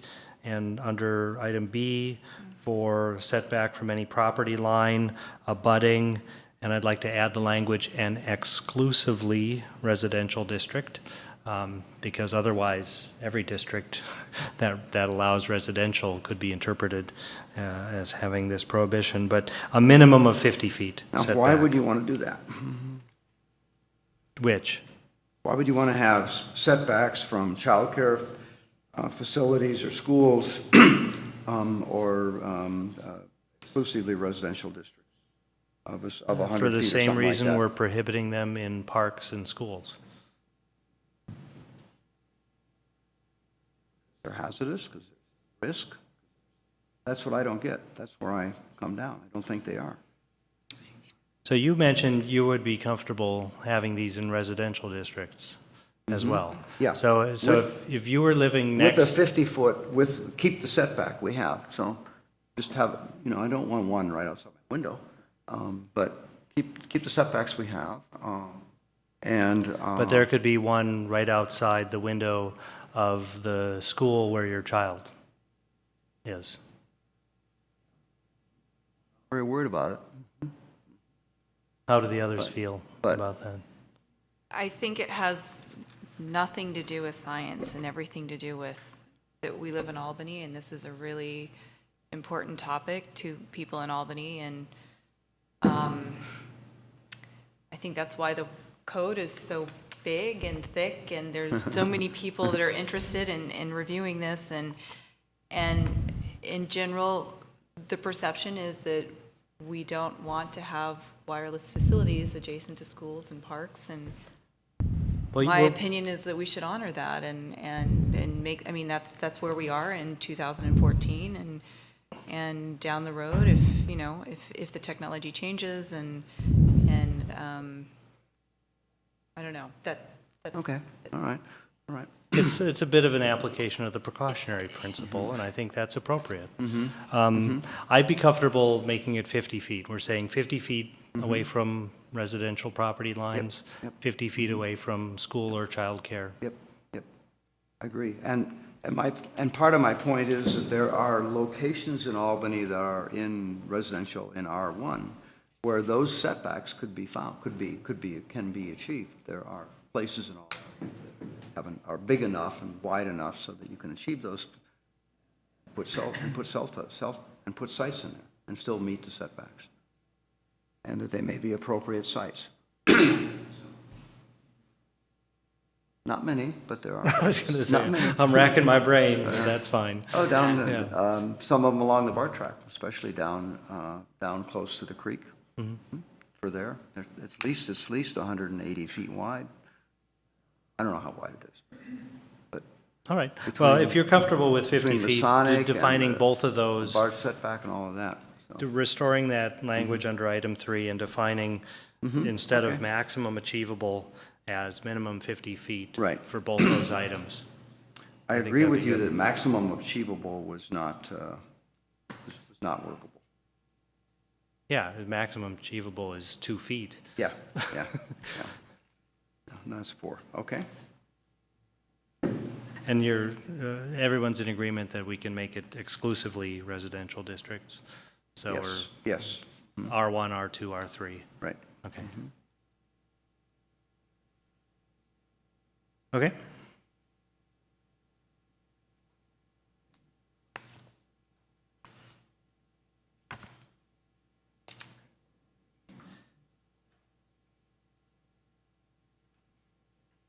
So next we're in section E, which is development requirements and standards. on the top of page 5, Yeah. there's item 5. Okay, no installation shall be located in such a manner as to reduce the development of abutting properties, as to release the development potential of abutting properties. What are we trying to say there? Especially future residential or mixed-use development. Must be development potential, or the building envelope.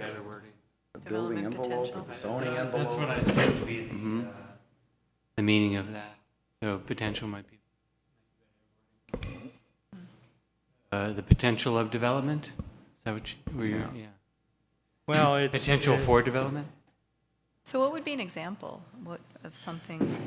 Well, let's say the bowling alley wants to put up a cell tower, but we've identified the bowling alley as a potential housing site. So does this clause limit one from putting a cell facility on that site for that reason? So, I think what we're trying to get at here is, because, let's see, well, 4 above it talks about how you try to put these facilities into PC or Solano Avenue site with a small separation from adjoining residential.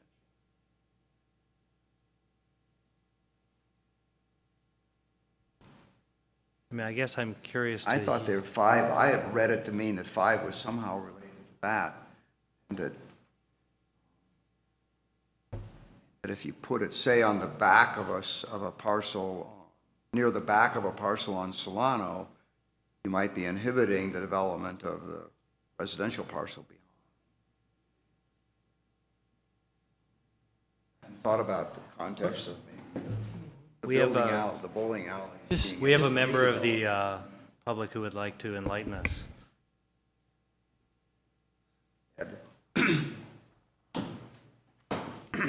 Thank you. Very briefly, on 1035 San Pablo, you have antennas on the north side, on the south side of the building. If that property owner of the adjacent property wants to build a 4 or 5-story building with a density bonus, are you going to say you can't do that because there are antennas there? No, you're not. And I think in the conditional use permit for that site, you put some language to that effect. Good example.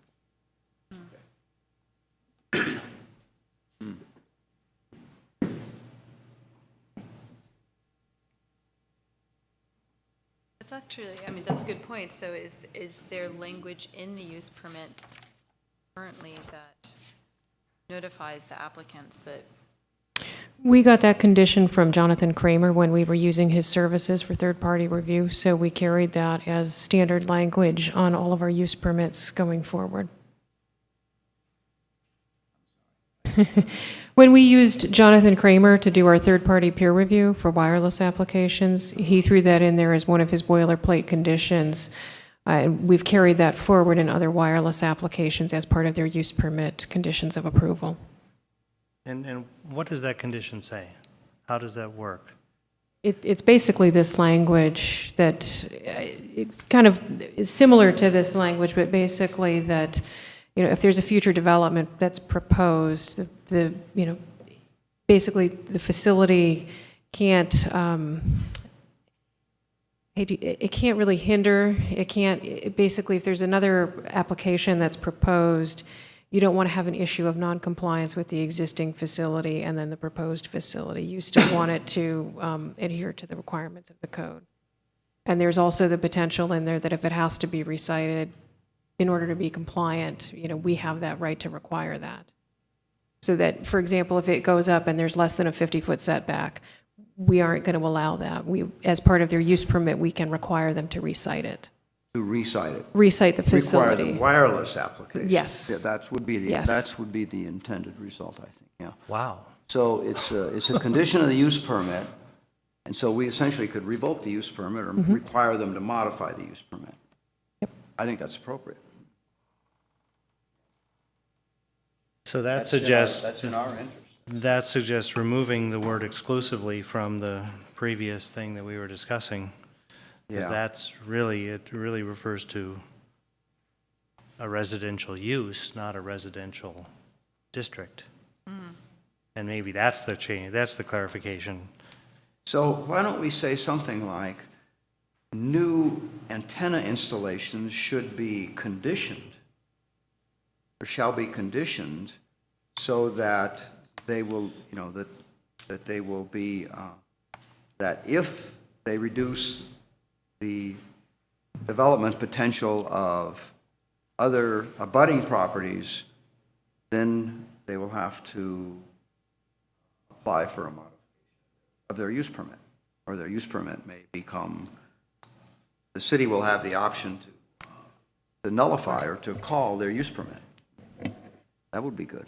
I think this section needs to be reviewed That's a good result, though. by our city attorney. Yeah, but now I understand what it means, I like the or what word it's trying to mean. potential. I would actually remove the word abutting, because it could be that it's 2 lots over or 3 lots over. Yeah, Probably not. Most of our Probably lots are not. more than 50 feet wide. but I would say if it reduces the development potential of any property. Well, I agree. If it's something we're doing as a condition, that might be most appropriate. Yeah. The appropriate way of including such a clause. Installation shall be conditionally located. Yep. That's good. Conditionally located. Okay. That's good, very useful. Mhm. Okay, I'm on page 5, finishing that. Anything on page 6? Well, this is where we have the co-location language.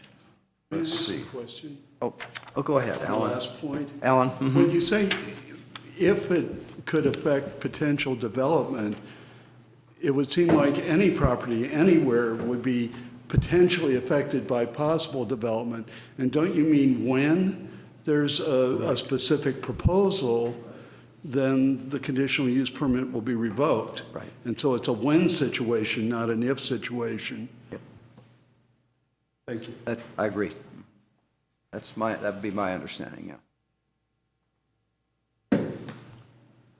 And is that the way it's currently conditionally included in an application? I should know this. I think right now, it is a little bit different than this, and it basically gives if a future development is proposed. So I think Alan may be right. It's a when situation, not when that situation comes before us. So maybe what we could ask you to do is align this clause with the way condition. we've been writing conditions, without trying to wordsmith it here and now. Okay. So page 6 is where we're looking at the co-location language, and I just want to re-review this and make sure so we've eliminated. 6, let me see here.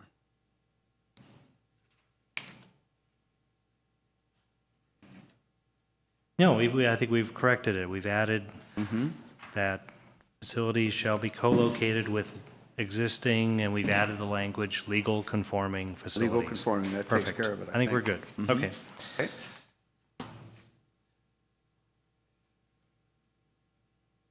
So we've added language about height on page 7. I think that's in line with what we discussed. Now, in my notes, we're coming up to the place where I want, under design review, where's that? That's That's under E3. next page, page 9, I think. 8.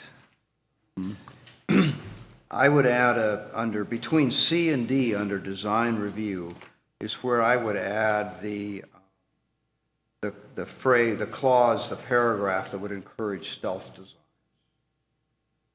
Right in there.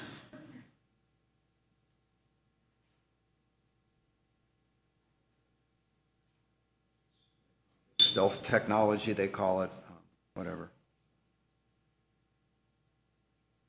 So you want to say towers are encouraged to be creatively, disguised as other things, to put it into really inelegant, inarticulate language, but Sometimes- saying what I really I don't mean. have the language either, so, but yes, that was the idea.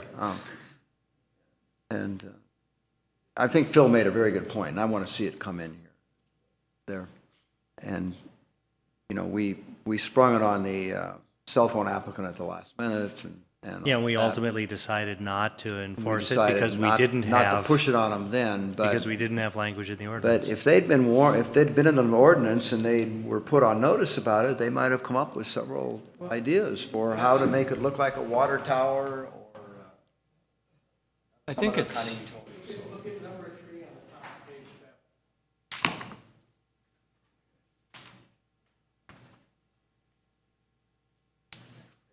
Seven, number 3. Yeah, we do have that there. That's good. Stealth facilities, that's screening, deals with. And I guess the towers are, yeah, so it's either, towers are what was discussed in that particular application that you're citing. And I think that that's maybe possibly not covered under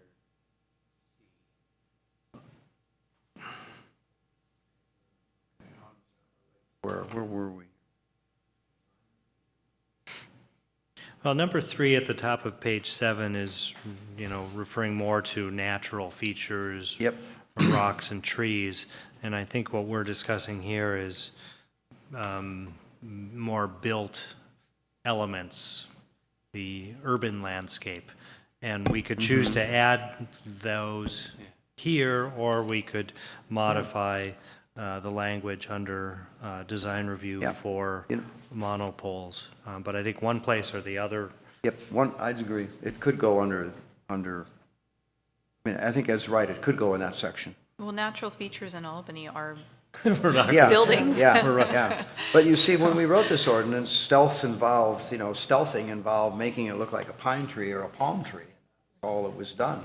I've seen No, them, there but was they look like clock discussion towers. Phil, of clock towers. Phil and I mean, showed us all of the things that have been done in the recent For, years. for the purposes of this, Remarkable. I think it might be helpful to keep that in the development standards for monopoles, because in this particular instance, it was specific to a monopole. There Yeah. weren't natural features immediately in the vicinity of the site. And that particular application was complicated by the fact that I was not necessarily in agreement that it was a installation next to a bunch of other poles carrying wires, Yep. and it I blended agree. in. I don't have a problem with. Yeah. I don't have a problem with our decision. I think it Yeah. was the right decision. Yeah, But I think it was, but I think we limited the potential for having Yeah. explored options. But I agree that we And I should can, put this and I in. think Phil made a good point, and we might come up with a situation in the future where we would really want to do that. And I certainly have noticed, now that I've been on the commission and these reviews, monopoles out in the middle of nowhere, and I wish they were disguised.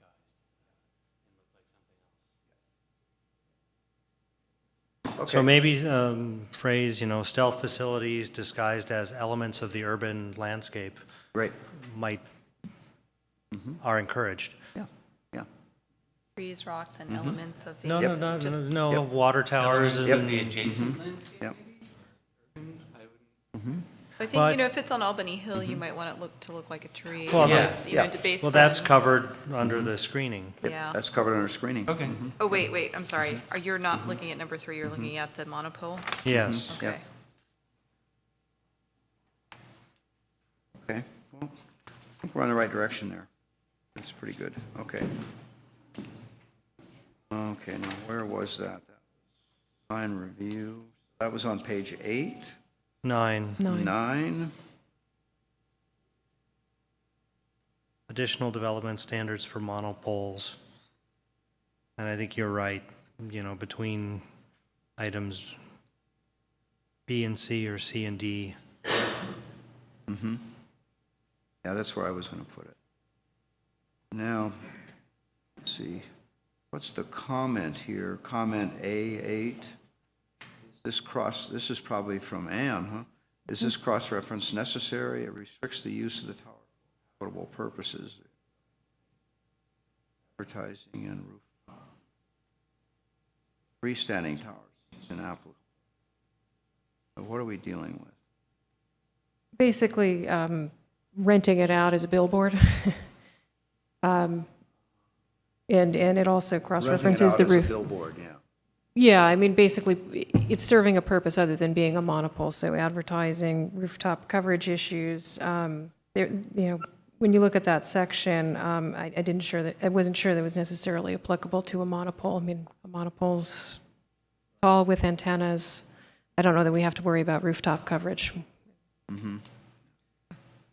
I had a vision of two cell phone antennas bridged by a electric. The one where we're Digital billboard? Yes, What? thank you. Yeah. I'm not getting my words out. Well, that's not going to happen. So you were thinking that this section could be, Right, just the reference to it. yeah. Oh, I see. But Well, yeah, we still want it to be subject to daylight Okay. plane issues, plane restrictions. And this is also gives you the 10-foot height limit, additional height limit. Which, didn't we increase that to 25? We increased it to 25 in another section, so we can go ahead and actually change that in this section if you feel comfortable I doing think so. we should, to make it consistent.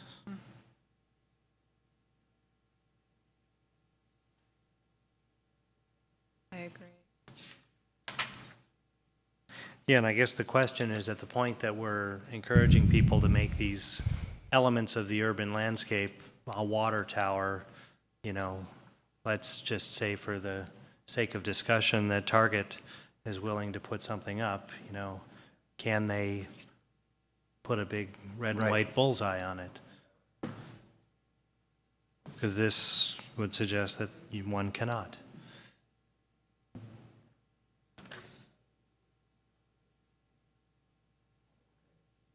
That's probably okay. Which is okay. Okay.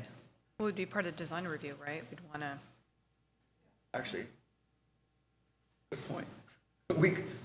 The commission could decide that, deal with that during design review. Well, so do we want to remove the prohibition? But as a guideline Did we to want to start. remove prohibition?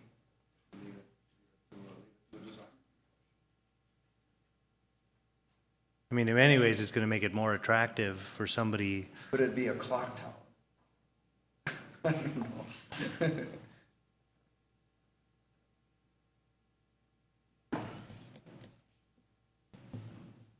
Well, regardless, I think the language should match in the two areas describing 25 feet.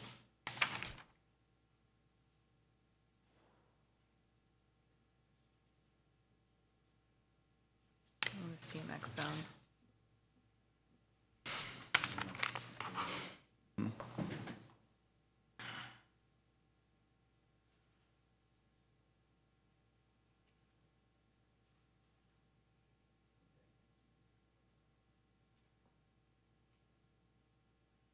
Decided something, or should we move on? I think the language should match, and I guess the other question is whether or not we should restructure the language to allow more flexibility in design. I don't know. Seems like we do want to give some guidelines for them to start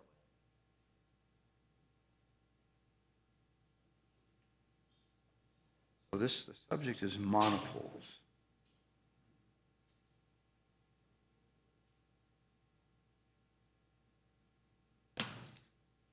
I need to look at that.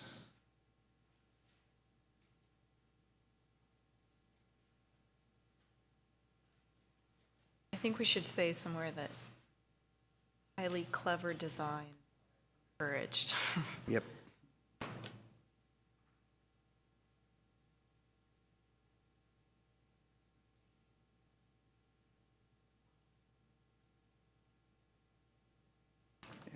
Yeah, I think we already know where we want.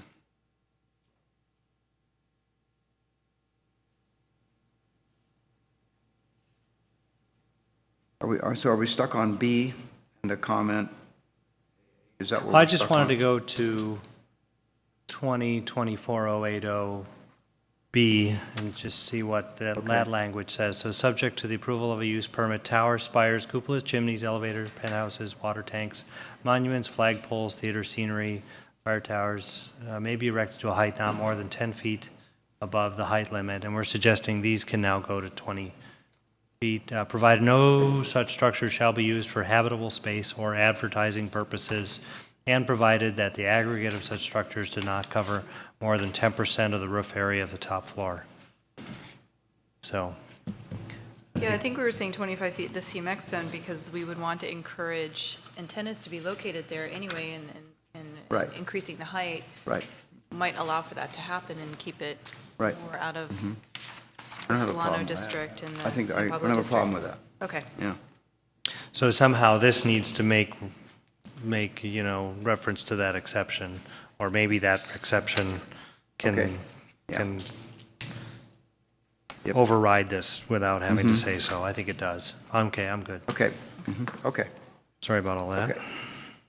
Page 9, let's see where, here I go. 9. Permit approval, are we at permit approval process yet, or? Well, yes, Yeah, page here we are, okay. 10, we begin So we the have zo- this- application we have submittal. Zoning clearance. Okay, there's new language on zoning.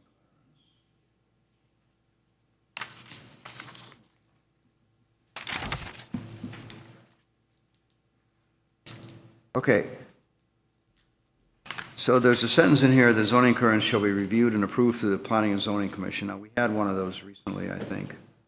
And is this the only place, is this the only time that occurs?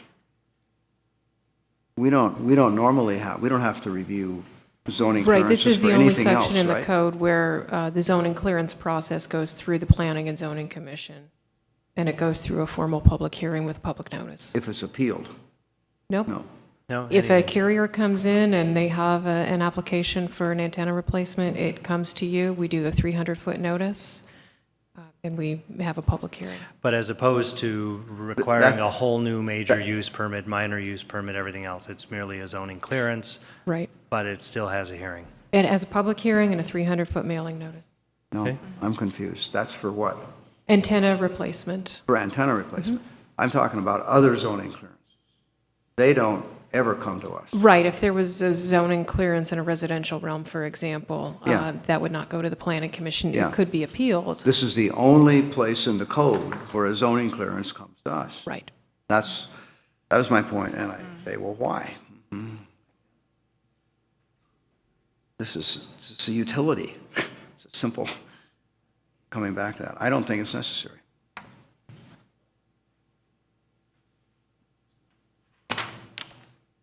Well, there's a reference at the end of the code that says that after 10 years, a project is resubmitted under this zoning clearance. Uh-huh. And I think that's appropriate for conforming sites.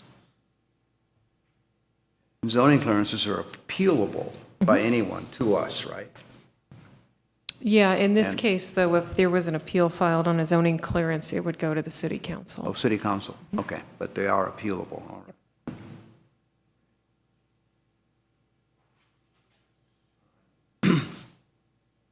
Anyway, that's my position. But this is being added to, We're basically formalizing the process that we've been using for the last 3 years. Yeah, yeah. okay?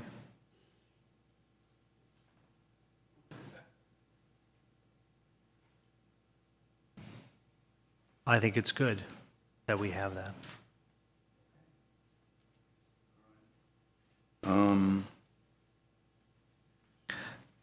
Let's see. So we're at page 10, page 11, which is the application submittal, which we've Yeah. discussed previously as removing these requirements as being codified in the code, both the submittal requirements and the additional submittal requirements. But we've discussed creating a document that defines what these currently are and what we as the Planning and Zoning Commission would like to see with an application. And then this can be modified by the city council going forward. So maybe best to see, well, this is what's currently required. So we've discussed some things we'd still like to see as a part of this. Yep. As a part of an application. So maybe we need to go through these one at a time. Oh, that's a good question. I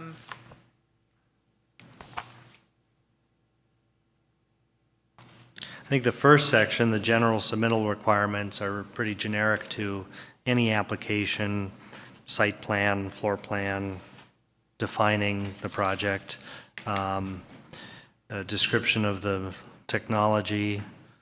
So, Can I suggest that you let us take a draft at, I think what we would find practical for our use would be in a different format. okay. Yeah, right. And try to capture the main themes of what's in here and Yeah. what you've talked about, but let us put it in a draft resolution format, and you can edit it from there when we come back. I think that's good. In the interest of time, that's a great suggestion. Yep, that's good. Thank you. Yep. Okay, So we can jump, so we'll skip, that goes all the way through page 14, huh? Page 15, right, though at, application requirements, okay. yep. Yep, it does. Goes to technical review.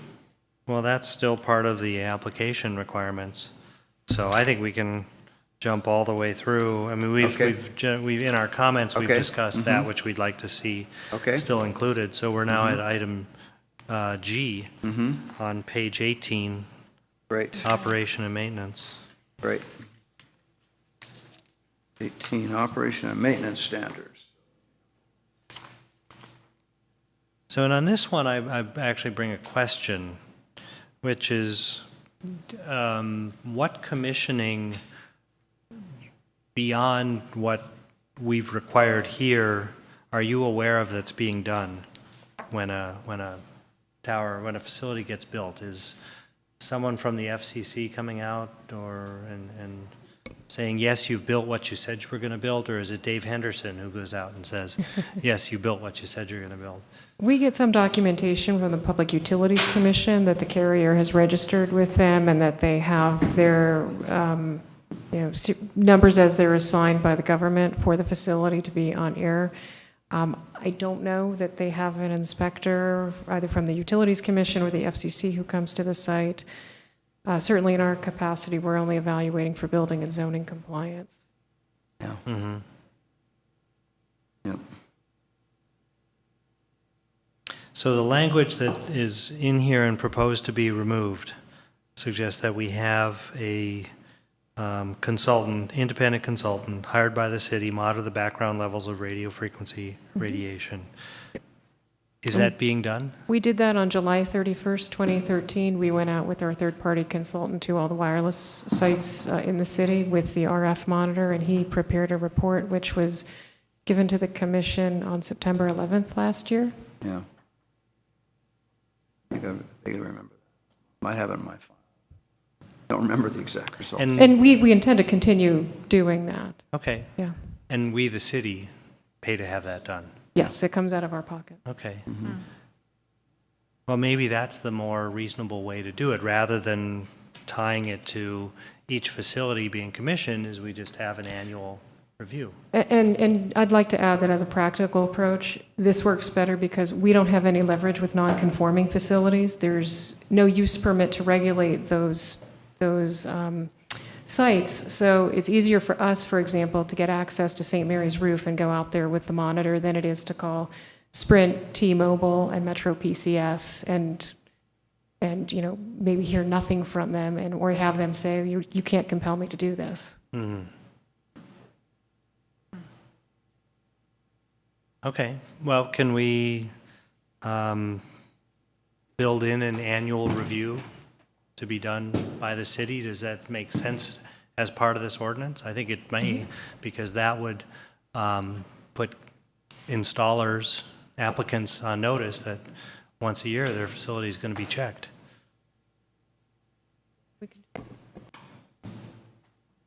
Not really in favor of it, but how much did it cost? How difficult was it to arrange? I don't Yeah, we It only was had a one. day It worth of didn't Pete's raise any time. red flags at all. The levels were very low. Yeah. You know, I forget what exactly it cost that day, but it was It was- 7 or 8 hours of his time.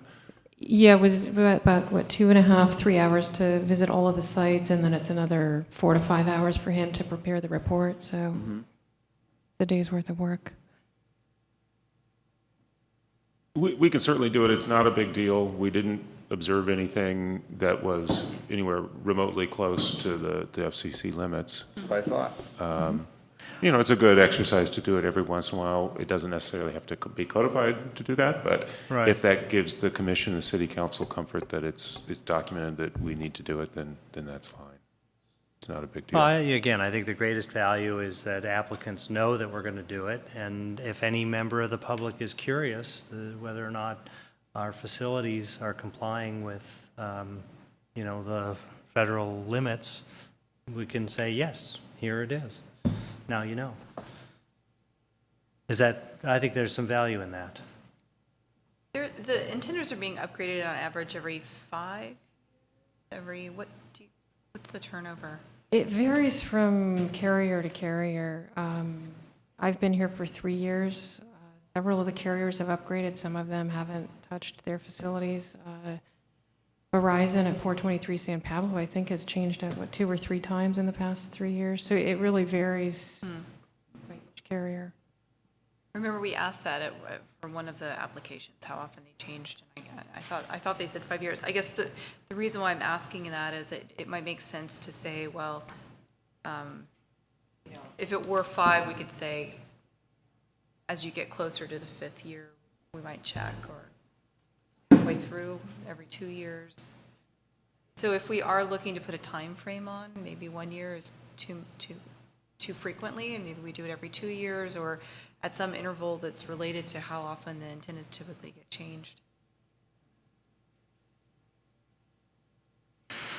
Okay, But so I'm sorry, but it sounds like you're recommending that we maybe don't put a time frame in the ordinance, but that maybe there's a general comment made that this will be potentially happening. You know, municipal code is there for us as legal leverage to deal with applicants and property owners. We can use it as a reminder to ourselves, but that isn't, we're kind of regulating ourselves, I guess, in a way in doing that. The thing that might be appropriate, but maybe not necessary, would be put in language here to ask for it to be funded by applicants. I don't know, but if it's very inexpensive to do. Yeah, we would spend more time and money trying to get the money from them than just doing spending the money to do the work. Yeah, So right. so we And could even probably at- leave this out. even at lawyer rates, we're talking $2,500 Yeah, at the most. doesn't sound like it. Right. So I agree, I agree with Commissioner Arkin that there should be language there just to let them know that this could and will happen, and we just leave it unspecific as to, could be every 6 months. Okay. Could be 5 years. Right, and we have language Okay. here in the operation and maintenance standards, failure to comply Maybe would that language be more shall appropriate? be considered a violation of this chapter and subject to enforcement. So if it's built into this chapter, then Right. it'll be covered. But I think what we're removing is the requirement that with each installation, a third-party inspector be hired by the applicant to submit a report. I think if we're doing an annual review, that will cover it. It will. Okay? Yeah. That was good. I think I'm okay with that. This doesn't sound like it's burdensome. I think public probably would like to have the information. I think it probably helps us to have the information. So the whole Chapter 6 and Chapter 7 is being proposed to be removed, and I believe it's Yep. largely because this is covered under the development standards. Right. And so it's just taking out Okay. duplicitous language. So we're nearing the end here.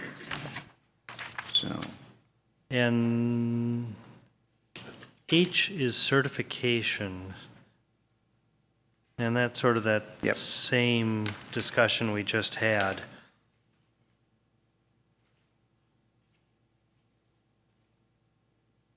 So there is, information in here about things like the structural integrity of towers,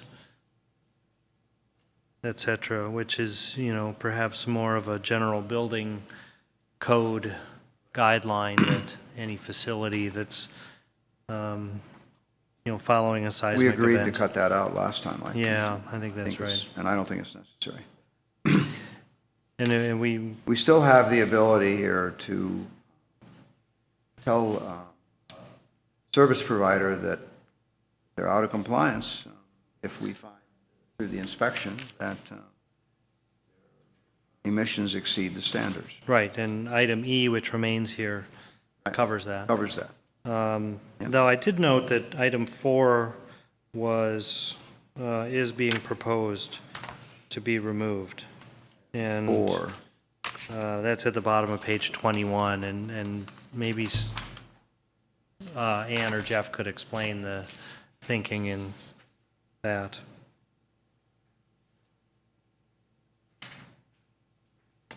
Which basically says that if you're out of compliance with your application,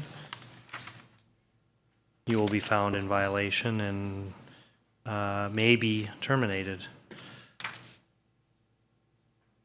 That all seems reasonable. Is it somewhere else? We or- can keep it in there, as with any use permit, we retain revocation rights.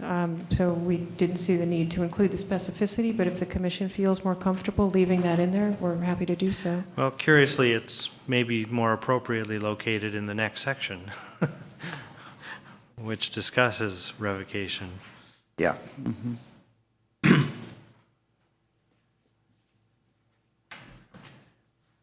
And I would suggest that maybe section I lead off with that item number 4.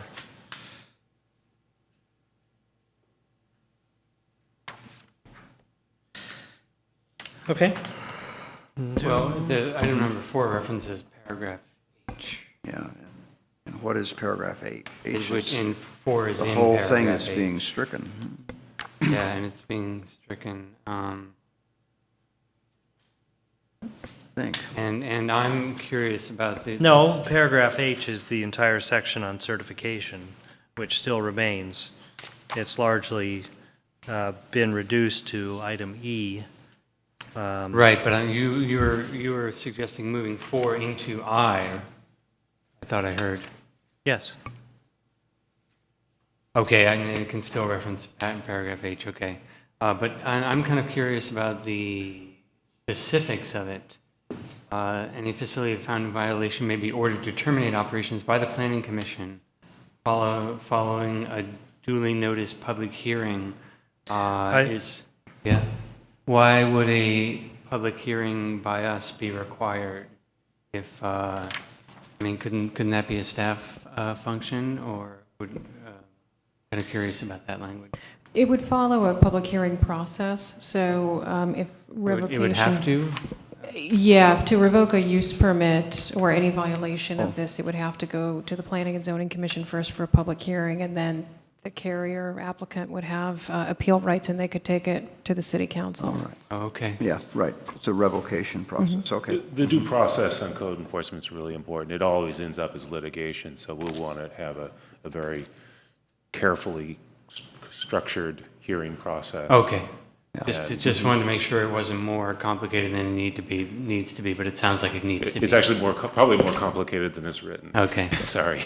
But Nick, I think you're making a good point that some of the language in this last item 4 is specific to some of the things that are being removed from section H.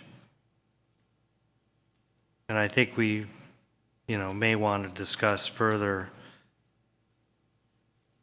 whether all of this ought to be removed, because I recall on May 14th, I was in favor of keeping a good portion of this.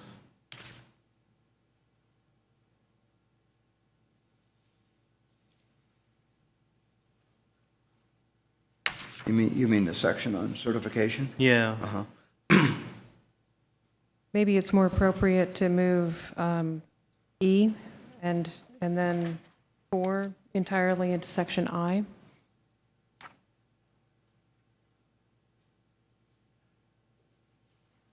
If we're not requiring, B, B was what we were just discussing. Is that what you're referring to? no, E, if the community development director at any time finds that there is good cause to believe that a wireless communication antenna is not in compliance with applicable FCC radio frequency standards, Okay. she may initiate appropriate enforcement. So- So we would move that into duration, revocation, and discontinuance. Right. Okay. Yeah, because otherwise H would be a Right. very short little section, and Right.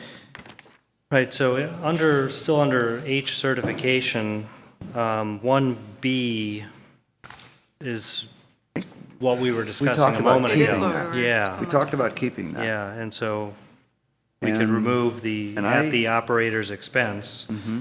but otherwise, and maybe we talked about doing, once every year, but maybe we can leave that a little flexible to the cities. or could it, if you want that language to appear, maybe it should appear in the application, the submittal requirements application? No, I think it's a separate, it's a monitoring,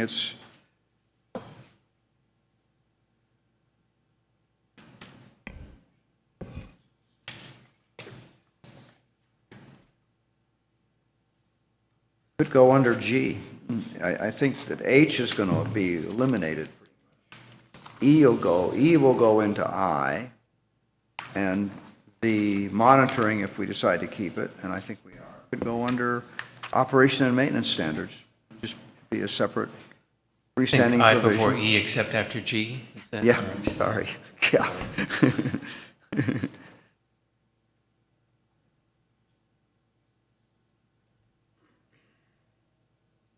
I think it could fit in there. Yeah, I'd be in favor of maintaining the language under C about inspection of the structural integrity following a seismic event Really? as well. How does that work with the city? So with the earthquake in Napa, there were other cities I know were sending their building inspectors out just as a Storms and as seismic. voluntarily they Yeah. were sending like Yeah. Sonoma sent their building inspectors out to help Napa review buildings. So if there was something catastrophic in Albany, well, in the Bay Area, and Albany was hit, how is that covered? There, and be happy to do a full presentation on that. And actually, you can come by the Solano Stroll on Sunday. We'll have a cripple wall for people to look at if you want to see. Is there a 30 There is a second? process to call for mutual aid, basically. And in our case, we haven't responded to Napa because we're doing some training this week, and we were already a little thin. But the people in the building department in Napa has requested assistance. And I know a lot of other cities are sending people up there. So, as it relates to this section with the structural integrity, if we have a big earthquake, I'm assuming it's more than just the monopoles that are affected. We now have a citywide kind of emergency. There are some protocols bigger, and priority. We have a list of priorities and protocols that we would use. The communications facilities are fairly important, and we wouldn't, and particularly for facilities that would be hazardous to someone, we'd try to get a look at it pretty quickly. But as a reality, it would be some days or weeks before we probably got to doing an analysis. And those inspections are pretty superficial. They're basically a visual inspection. If there's cracks or ground disturbances or something, then we would do something about it. Otherwise, we wouldn't do invasive kind of investigations into opening up walls or anything like that. That's usually not the protocol. So this clause is putting the responsibility on the carrier to have a structural engineer inspect their facility, which they'll probably do anyways. I would hope so, yeah. So is it an unreasonable requirement to keep in here? I'm not sure it is under certification. I would agree that it should go under operation and maintenance. Yeah. At least for them to put a report on file with the city as to what their found. It's not an unreasonable request. It's the only structure in town that would have this kind of a regulation. But it's not unreasonable for any property owner to have a structural engineer look at their property after, except for maybe a single-family home, but any multi-story structure. I'm okay with leaving it out just for the sake of simplicity. PG&E would probably inspect their facilities, holes.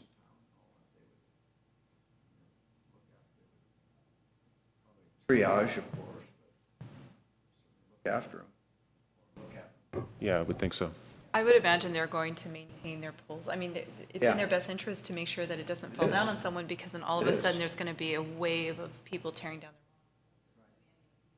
their safe. So it, When we took a look at 423 San Pablo in particular a few years ago, because there's a little bit of a lane to it, so we did spend a lot of time investigating the structural condition of that pole and its history of construction.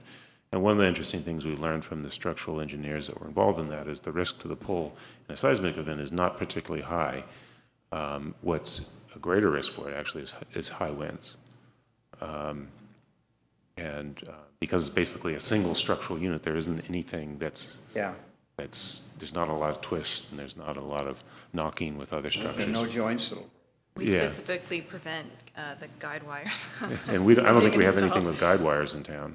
Yeah, well, we have it, it's in the code that they're not allowed. So. Well, I don't see anything in our zoning code about, structural integrity following seismic events. So I believe it's a building code provision that's handled elsewhere. And I would agree with you all, and Nick in particular, that We don't need it it. shouldn't be here. Yeah. Okay. It's okay to delete. But we'll keep the inspection. Okay? Almost done.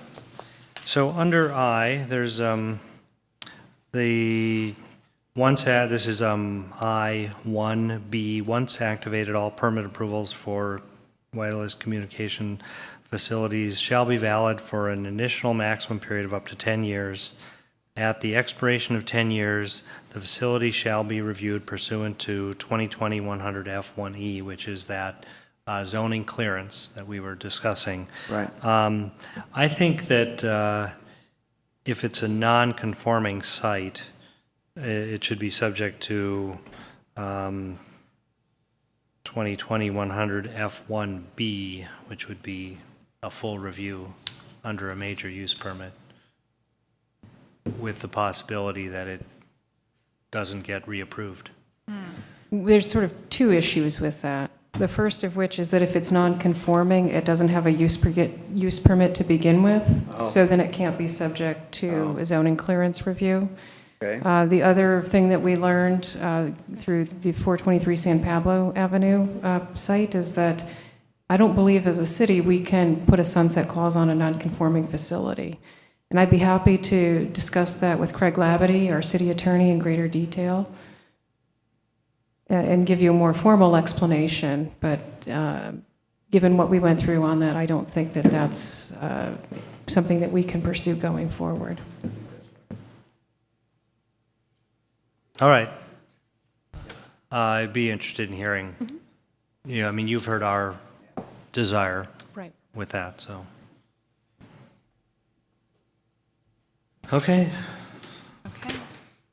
Find some incentives for Verizon to go elsewhere. Who else is on that tower, though? Verizon and Sprint are both. Metro PCS. Metro PCS, yeah. Oof, that's a hard one. Okay, I think, gone through it.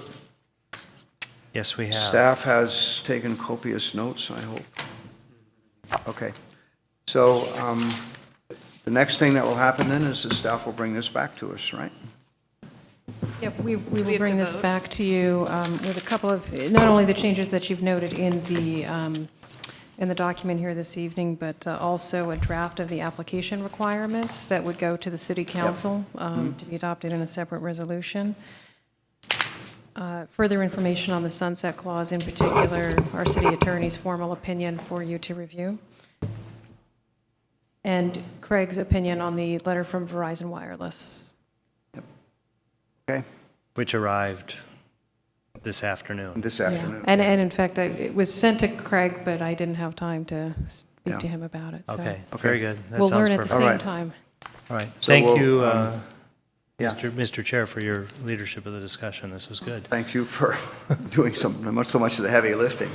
That's great. That was useful to go through that B version of it. I think that was great. Okay, so thank you, and we'll move on to our next agenda item, which is the housing element, I think. Barry is coming.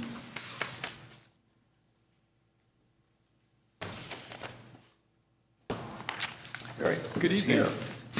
Yeah, so we have a short PowerPoint. I do want to emphasize this is not really meant to be a study session so much as it is a status report and an opportunity for public comment on the 2015 to 2023 housing element. We will be back in 2 weeks with a much longer agenda item, a study session to review new draft policies and actions in the 2015 housing element, which are for your consideration.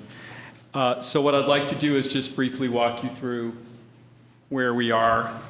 As I reported out at our last study session, the housing element that was adopted in March looked at ways to provide for our share of the region's housing needs, which was determined to be 276 units for the period from 2007 to 2014. You can see on the slide behind me the distribution of those units by each of the 4 income categories. I pointed out at the last meeting that our assignment for the next planning period, which is 2015 to 2023, has gone up by about 21%.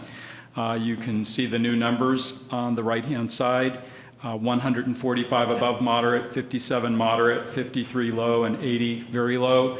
Again, our assignment is to provide the opportunity to construct these units within the city of Albany through our zoning regulations, through our fees, through our development policies, and through various city programs. We're not actually responsible for going out and building the units as a city, but for creating the opportunity for the private sector and the nonprofit sector to build those units. So really what we were going to do tonight is talk a little bit about the housing opportunity sites. This was the subject of several study sessions with the Planning Commission during the last housing element update. And most of the housing opportunity sites are the same sites that you heard about in the previous cycle. They're still available. They're still either vacant or underutilized. We have I'm just going to go through the major categories of sites. We do have a few new sites that we're putting on the table for discussion that we would like to incorporate in the new element, and that's the primary reason that I'm here tonight. Just in terms of what's already in the inventory, there are 10 vacant lots in the R1 single-family zoning district. 1 is committed to a new home. 9 are still vacant. We have 1 vacant lot in the R2 zoning district. We are presuming that over the next 8 years, there will be 4 second units a year added to the city's housing stock. As a benchmark for comparison, in 2008, when there was a first draft of the housing element done, there was an assumption that there would be 40 second units between 2008 and 2014. About 6 a year. We're assuming 4 a year. It's a more conservative assumption, but we all think it's realistic based on the new second unit regulations. And there may be continued changes to the second unit regulations in the future that could bump that number up even higher. But again, we're trying to be conservative here. In terms of what market those second units will serve, we've tried to make an estimate based on the current market rents for second units. Those that rent under $1,185 a month would be considered affordable to a low-income household. $1,185 to $1,935 would be considerate to a moderate-income household, and above $1,935 a month would be affordable to an above-moderate-income household. I think all of us were surprised when we saw some of the data on what second units are renting for in Albany. It's a lot. I mean, they're quite expensive. New second units would be expected to come in at the higher end because they've got the bells and whistles and the amenities. So we've actually assumed that most of the units that are going to be built are in the above moderate income range. The lower ones would probably be units that either are already there but they're not legal and they come in and become an official unit. or those that are pretty small and minimal in terms of the amenities. The underutilized R3 sites, these are sites in the R3 zoning district that are currently developed with single-family houses or that are underused in another way. The 707 to 711 Adams, which is on this list, is actually car storage for one of the auto dealerships on San Pablo Avenue. The other 4 sites here are individual houses. These are all sites in the existing inventory, so none of these are new to the list. And we had assumed last time that these could produce 36 units, which is the same assumption we'll be using in the new element. In the mixed-use sites, these are sites in the SC and the SPC zoning district. Again, no change from the housing element on the vacant sites. There really aren't very many vacant sites. The senior housing at 1130 San Pablo Avenue is still a vacant site at this point in time. So we will be counting that as a housing opportunity site, knowing that there's an approved project on that site aimed at above moderate income households. It is counted in that category. 1245 Solano is the small vacant lot on Solano. It's used for pumpkins and Christmas trees and such. We assumed 5 units last time, and that continues to be the assumption.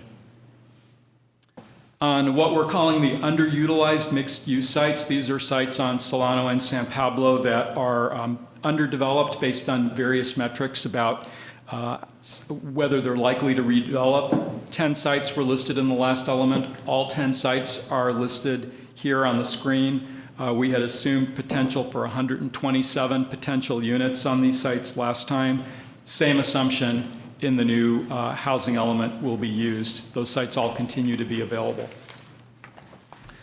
Okay, I'm going to just go through these 3 sites that we're proposing to add. The first is 501 to 505 San Pablo, which is the former Blockbuster Video, now the Goodwill outlet. This is 3 individual parcels contiguous to each other that are all owned by one party. The current floor area ratio, it says 0.38, it's actually 0.33. So it's predominantly a parking lot with a 6,500 square foot retail building. It's a 20,000 square foot site. So we've estimated the potential of that site to be 15 units. That's assuming 33 units to the acre, which is about the same density as Portland Gardens and Albany Gardens. Theoretically, you could build more density on that site. You could go up to something like 60 units to the acre, but we're at the state's request trying to use what's called the realistic capacity for each of these sites based on what's actually being built in the city. The next site is 911 San Pablo, which is Mary and Joe's Sporting Goods. It is more than just that individual retail store. There are actually 5 parcels that are under one ownership. There's the retail store, the parking lot next door, a vacant piece that extends back, and then the two individual homes that are on the back side of that property. Wow. So those are all under one ownership. It is a 26,400 square foot site. There would be a net gain of 16 units, and that would take away the 2 small rental homes that are there now in the event that that entire site was redeveloped with multifamily or mixed-use housing. Presumably it would be residential on the back side and residential over commercial on the front side. The third site that we're adding is 950 San Pablo, which is the Albany Town Center. Interestingly, this site was included in the 1992 housing element, but it was left out of the 2014 housing element. We're putting it back in, primarily because it's a large site and that property meets all the criteria for underutilized. Floor area ratio is less than 0.5. The assessed value of the land is actually twice as much as the assessed value of the improvements on that property. The one thing about that, the backside of that property does have some housing on it, actually, in the lower corner.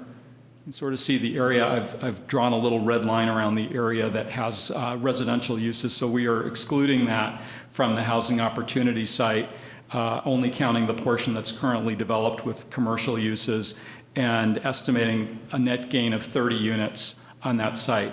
Again, if somebody were to come in and redevelop that whole site to the maximum density allowed by zoning, it would be about 75 units.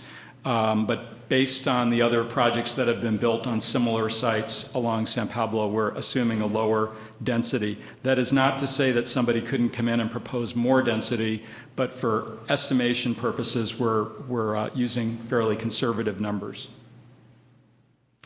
So these 3 sites will add 61 units of capacity. I mentioned earlier that the RHNA, the Regional Housing Needs Assessment, had gone up by 21%. That's 58 units. We actually had enough capacity with the sites we had already identified, but felt that it would be in the city's best interest, since our RHNA went up by 58 units, to identify a few additional housing sites. By identifying these as housing sites, they are not entitled automatically to go up higher or to build more or to add more density, but it is a recognition that these are generally underutilized sites. They're large sites, they're sites under one ownership, and they're the kinds of sites where affordable housing and market rate housing as well would be most likely to go in the future. So this plus the second units that we're counting in the next cycle will bring the capacity up to 452 potential units, which is 35% above the RHNA. Most of this capacity would be for multifamily housing or for mixed-use housing. Also, in the Housing Element Sites chapter, we are discussing in a more qualitative way the opportunity to build housing on other sites. We're not specifically labeling them on a map as housing opportunity sites, but there is the 11-acre parcel south of Gateway Towers. We are acknowledging the potential for housing on the Safeway site in a mixed-use format. We're not identifying it specifically as a housing opportunity site, but we're talking about the site as a longer-term opportunity, and recognizing that there are other sites on Solano Avenue and San Pablo Avenue that could also be considered underdeveloped, and in the context of the general plan may be looked at as opportunities for future development that could include housing. So the next steps, we are working on preparing a working draft, which we will be bringing to you at the next meeting. And the focus of the discussion on that is really going to be on the housing program actions. It's only been 6 months since the city adopted a housing element. So the needs assessment, the constraints analysis are really not going to change very much from what you saw 6 months ago, given that it's all current information. What will change is there's a chapter in the housing element where we evaluate our performance on the existing element. So we will be providing to you an evaluation of how the city's done over the last 6 months in carrying out the actions that are laid out in the current housing element. And we will also be bringing to you some new actions that will be included in the new element that will help the city move forward from beyond 2015.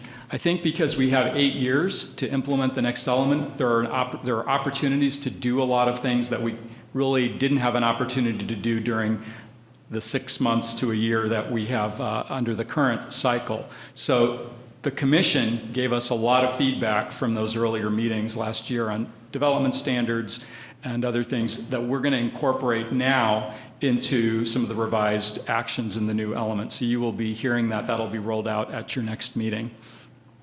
We are looking at getting a working draft of this new version to the state in October, so it's pretty quick.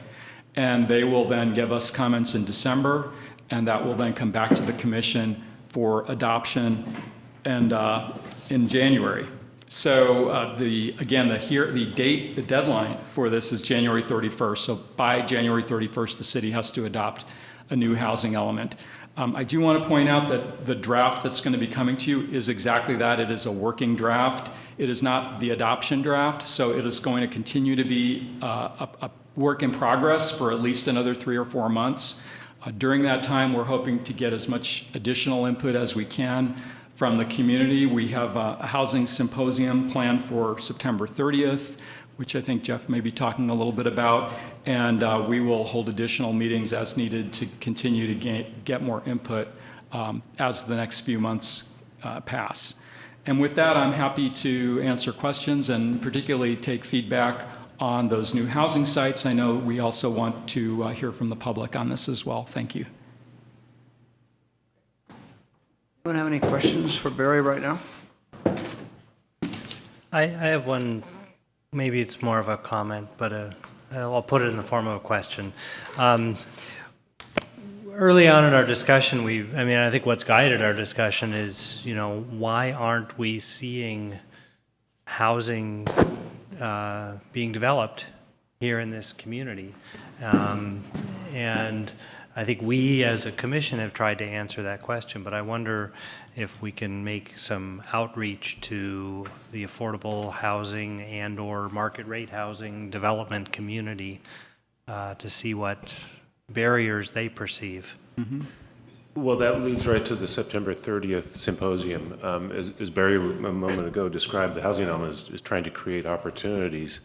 The idea on the 30th is to bring together professionals in the field, several of them at least all happen to be Albany residents as well, and we're kind of organizing a panel discussion as well as city staff from other cities that are being successful in developing affordable housing, and have them react to what they see here in Albany and help us move from a document that creates opportunities to some action steps that we can do. It will be, part of it will inform the housing element, and other parts of it may lead to other organizational changes within the city, perhaps, or best practices or whatever. Who knows? We have to have the discussion. But that's the idea on the 30th, is to have those people participate. These are people who build affordable housing for a living. And members of the public, of course, and commission, everyone can engage with them and have questions answered and so forth. So we're working actively to pull that together for the community on the 30th here in the council chambers. 7 p.m. presumably? Or? Right. 7 p.m., yes. Okay, I'll be out of town on the 30th. Sorry, I missed that meeting. I hope other commissioners can. We'll record. We're going to record it, so it'll be webcast. That's great. I think it's a very good idea, and it's right on point. It's really important to do. Okay. Any other questions for Barry right now? Nope, seeing none. Thanks. Thank you very much. Thank you. For continuing input. That's great. Is there anyone in the members of the audience who'd like to address the commission at this point on these items? No. Yep.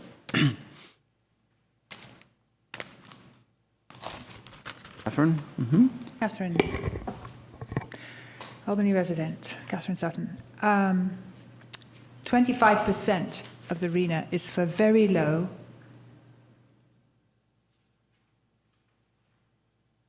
and low income. 25% is for very low income housing and 15% for low. But I'm not sure what those terms actually mean, because $1,800 for low income doesn't sound like low income to me. We need to be really looking at very, very low income as well. And I don't want the council to forget that. Or you, for that matter. Because we really think that, I'm going to just reiterate, that a strong community includes people from all walks of life, including the people that work here. And we would like to see the city's policies aligned to achieve each of the goals with a particular focus on the very low and low-income categories. And to this end, we ask that the city identify all potential sources of funding, grants, public funding, whatever, and incentives that are available for affordable housing at the city, county, state, and federal levels, and that the city commits sufficient staff time and budget to both identify what's required to achieve and proactively support the achievement of the housing element goals. And I think that's all I need to say. Great. Thank you.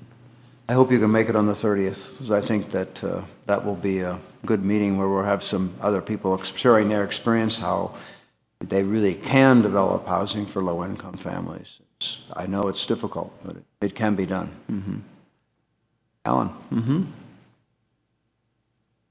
Alan Riffer. Since the 1992 housing element, the focus has been, as the law requires, as Mr. Miller indicates, where things could happen that are not within the control of the city. And I was a member of the school board when we bought Hill Lumber on Brighton and built a middle school. And good thing we did. Some of the community wasn't pleased, but good thing we did. But it really knocked the pinnings out from under the housing element, and it took, I think, Elizabeth Baker and Thelma Rubin at least 10 years to start talking with me after that. Now, all the sites that are listed in the recently approved housing element fit the same pattern. The ones that are being added, the ones that are proposed to be added, the ones that aren't being added, that might be added, like Safeway, and I think most of us remember what happened when Safeway started talking about putting housing on that site, which wasn't real pleasant for housing. But there's a piece of property that's not included in the listing that is owned by the city and is controlled by the city, and that the city can do, I believe, whatever it wants within compliance with the zoning. And that is, I'm not sure how to describe it other than the southwest corner of the previously Caltrans property, that the rest of the property is going to be Pierce Street Park. And at one point that might have been the courtyard, and that's not happening. But that property could be available for housing and would be within the city's control to determine how much would be low income and how much would be very low income, and so on and so forth, within the guidance that the public might provide in hearings and so on and so forth through the process.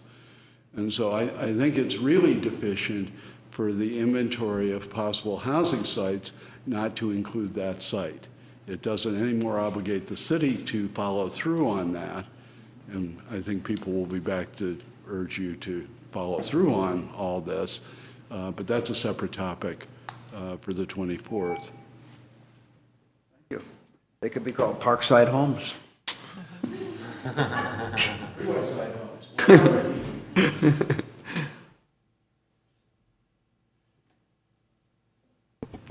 Carol O'Keefe. I'll second what Alan just said without the cute stories or anything. But I think, you know, and it'll be particularly interesting to hear on September 30th what the developers have to say. But if use of that site enabled the city to provide something attractive to developers, it might be a lot more successful and make something really happen, which would be a really good thing.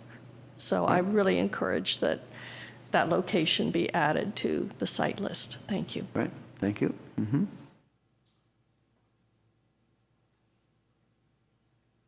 Lisa Kleinbub, Albany resident. I just wanted to, I'll reiterate what Alan, Carol, and Catherine said. I agree with most of their points on this. I would really encourage that the symposium be publicized so people are aware of this and can get this information in the city. The only place I've seen it so far is on the e-newsletter that came out, not much more publicity. And I think it's important that people hear about what can be developed and what has been developed in other areas. The other thing I was just going to say, Barry mentioned that under the low-income second units that might be the potential to be developed that are being included in the RENA might be units that were made legal as part of our change in ordinances. But I wonder if that's really should be included as additional space for new units, because in reality they are already existing. So if that's all we're thinking about as second units to fit in that category of housing, that seems a little disingenuous to me. So that's my thought.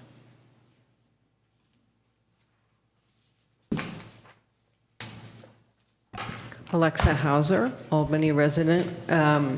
First of all, I'm very delighted to see some additional units, additional properties identified as potential for the housing element. I would also reiterate what my esteemed neighbors have said, which is that I'd really like to see the Cleveland property added to that. I also don't understand why Safeway wouldn't be added, or the other ones that will be mentioned but not added. So I don't understand the politics or reasoning behind that, and I would like to understand it. And then I'd like to give some feedback coming from the staff report, and I'm doing this because some of this may actually be, the wording may be in the housing element, and so I'd like to provide feedback on it. I hope it's useful. The first item is that we have 334 units, our arena, but the numbers add up to 335, and I don't know if that matters or not, but it's an inconsistency. I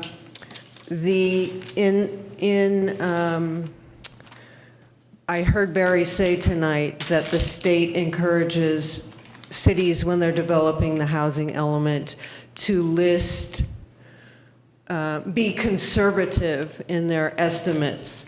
However, in Albany right now, if a senior assisted living facility is constructed, that will more than meet the above moderate income category.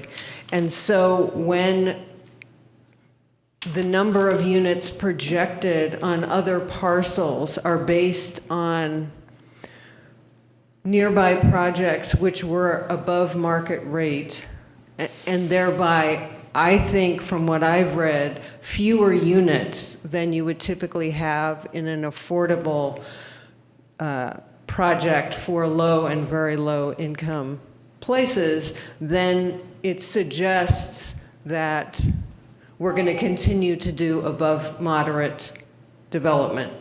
So I would like to see language such as developing this site in a comparable manner to nearby projects. This is the Goodwill Industries site. Albany Gardens would yield 15 potential units. However, the site could accommodate up to 63 units at a density more common to affordable housing projects and within the, and I'd like to see similar language in others. The list of businesses in the Albany Town Center is inaccurate. 3 businesses are not there that are there. So if that's going to be part of an official document, that might want to be changed. And I also would like to see the housing symposium information be posted soon. Our group intends to reach out to the community in a large way and try and get people here. And the sooner we can have that information, the more effective our outreach will be. Thank you very much. Thank you. Anyone else that'd like to address us on this? Okay, great. Thank you. I don't think it's a public hearing, but I will conclude this item then.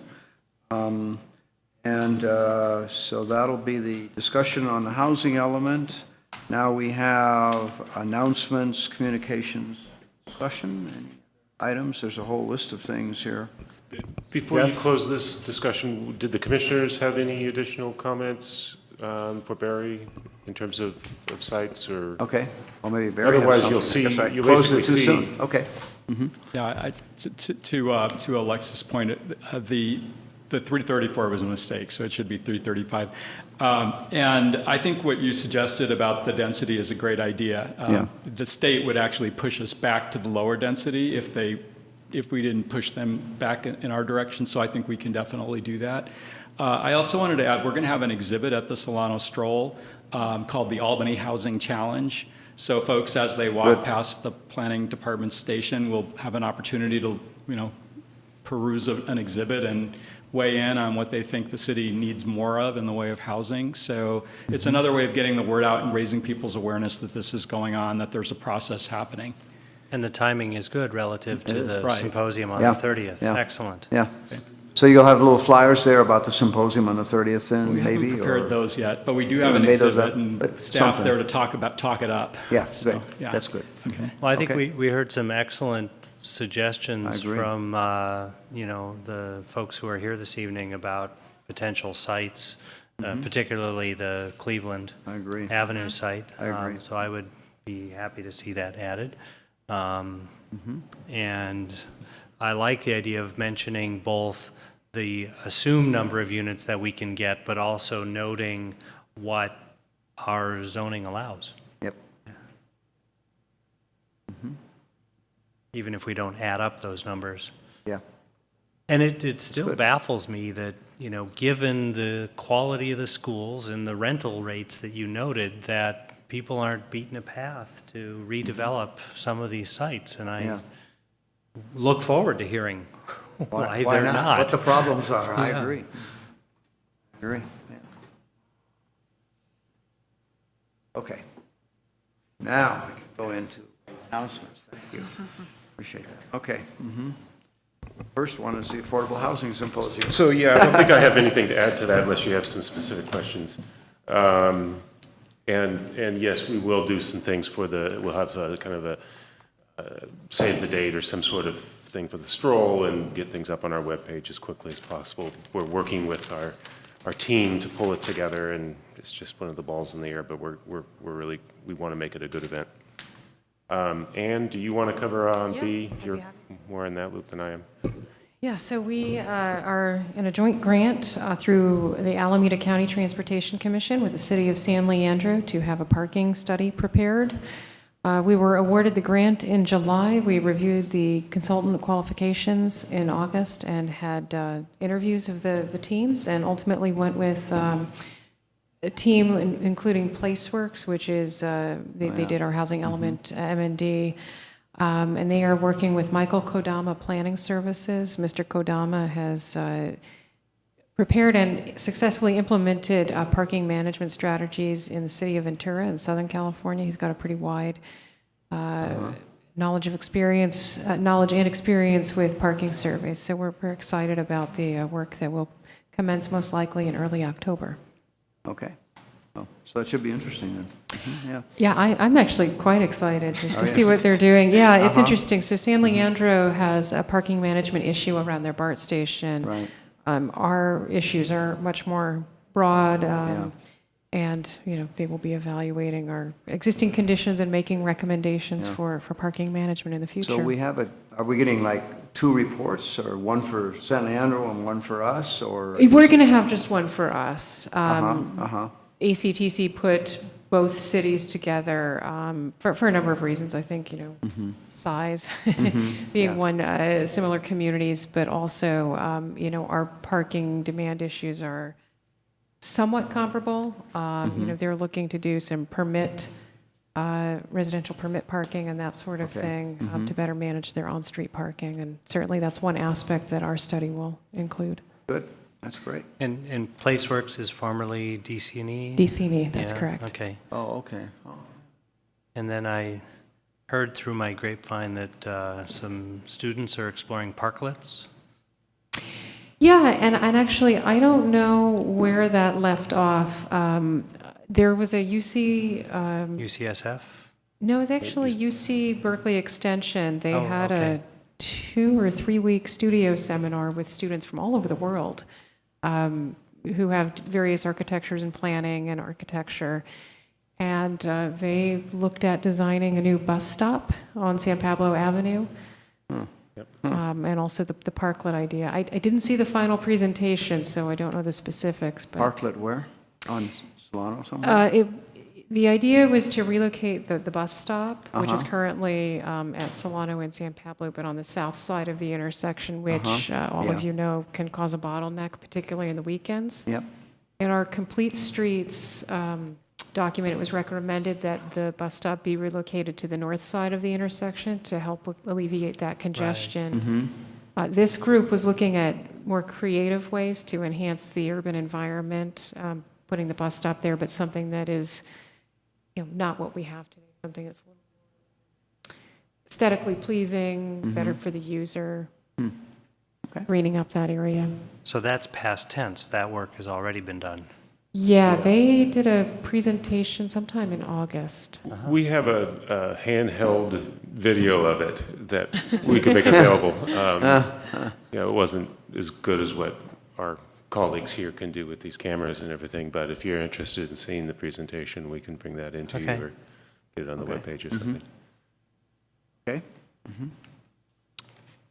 Item C, the digital billboards code revisions have been approved by the council. It went through the first and second reading. I forget the effective date of that, but it's either now effective or will be very shortly.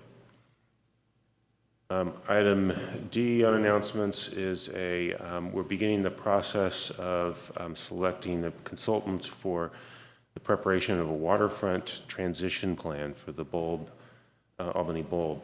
We've received a grant from the California Coastal Conservancy of $168,000 to do the analysis of what needs to be done in order to move the bulb from what its current condition as a city property into the implementation of the McLaughlin East Shore State Park, which is the long-term vision. It's in the state park general plan, but there are some incremental steps that need to be worked out between the city and the park district and the various other regulatory agencies that are stakeholders, as well as members of the public, of course, and other nonprofits that are stakeholders.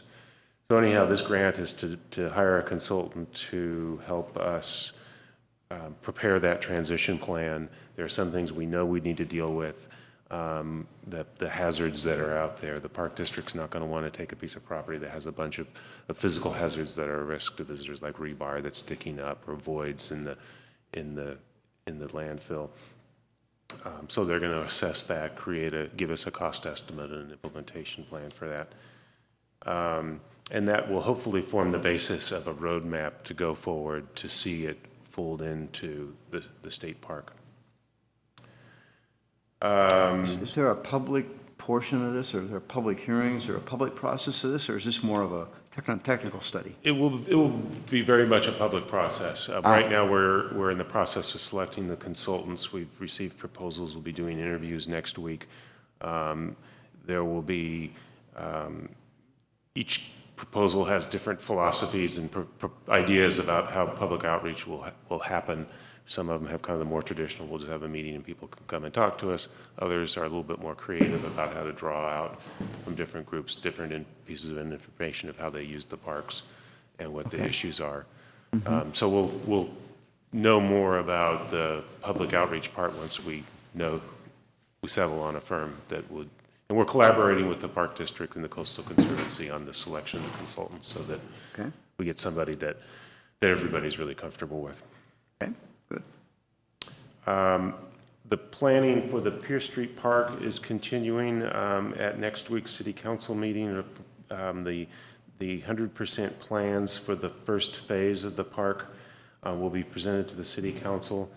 This is basically to take the condition of the property now and create a walkway from Pierce Street down to a playground and to have an informal multi-use field. There's a level area out there, and there will be some grading that will need to be done, and a restroom put in and so forth.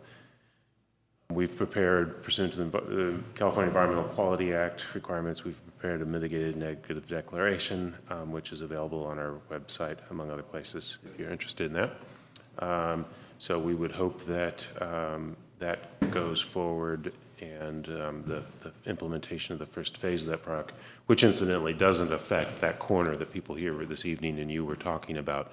This is just really the mid portion of it, where if you're traveling on Pierce Street, you kind of look out over the freeway, the great views to the Golden Gate Bridge and Marin Headlands and so forth. So it's that central portion. There's a northern portion that's still owned by Caltrans. And then there's the southern portion that's more in the kind of downhill and in the corner of Cleveland and Washington. Also, moving along is the planning for our Public Works facility. You had a study session on this a few months ago. We'll probably be bringing back to you, hopefully, your next meeting for design review, approval, the design. The main change in the project, since you've seen it, is reducing the size due to the changes in eliminating the digital billboard. We had to scale back the project to make it financially feasible. So while I think before you were looking at a 19 or 20,000 square foot project, we're now in the 14 or 15,000 square foot project range. But the basic architectural approach and style and materials and everything are very similar to what you've seen. So that will be coming to you hopefully at your next meeting. And then last but not least, occasionally, we're not more than occasionally, quite frequently get questions about what's going on with the UC Village project, the mixed-use project with senior housing and grocery store and other retail. If you recall, several years ago, there was a lawsuit filed challenging the environmental impact report.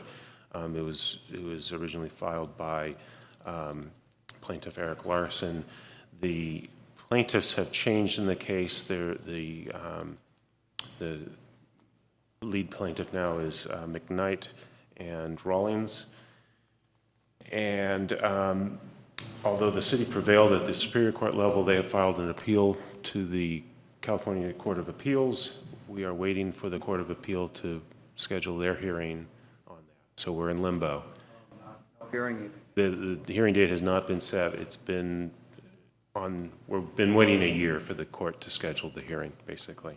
The briefs have been filed many, many months ago. And it's kind of standard development practice not to move forward with a project while something like that is pending, because it's just the nature of the CEQA law that there's a lot of uncertainty in these challenges. So the development teams are kind of sitting tight. We did have, there are little bits and pieces of things going on. We're continuing to do a little bit of outreach with Caltrans, not a lot, because that tends to spend a lot of money on engineers and so forth, and the development teams are reluctant to do that, but we're trying to keep the lines of communication with Caltrans open.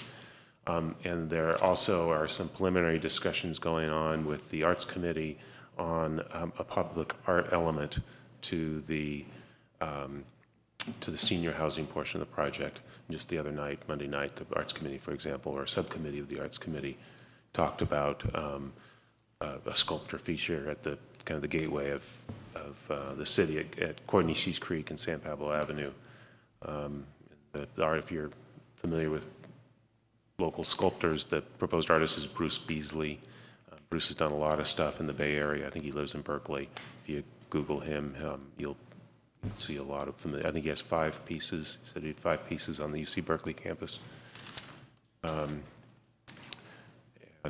anyhow, he's working on a proposal that will eventually come to you.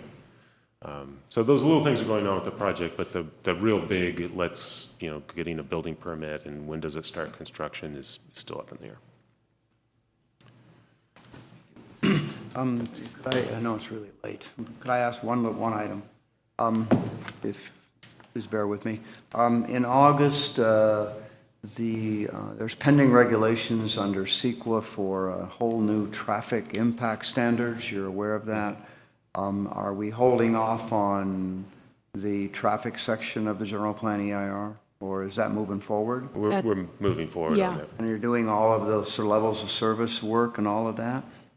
Actually, the philosophy that Farron Piers is the transportation engineer that's working on that with LSA, and they were looking at the roadway segments.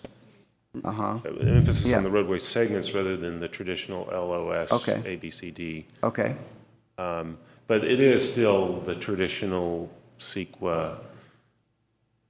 One of the flaws of CEQA that I think a lot of people would say is the emphasis on, well, if you have traffic congestion, you have to build bigger roads.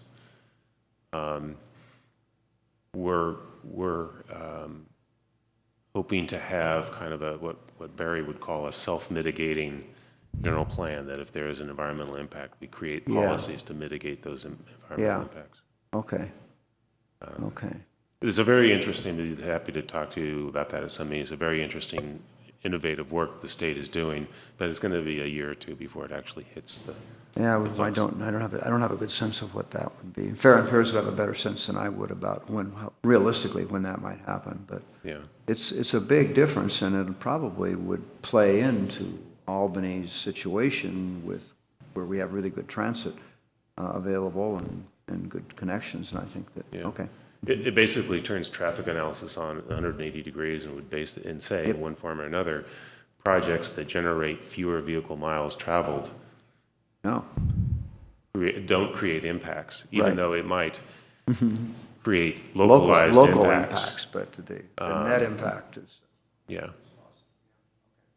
all right. One other thing we forgot to mention, the 911 Carmel application was appealed in August, and so we'll be processing that appeal in the fall. 11 car. Yeah. This was the Gary Szymanski design. The very modern house with the fancy garage door. Oh, yeah. Yeah, okay. We're also trying to. We're trying to help with mediate some to the extent that we communication can there, between maybe. the applicant and the appellants. Okay. Interesting, okay. All right, anything else? Next meeting is September 24th, and we're hereby adjourned. Thank you very much. There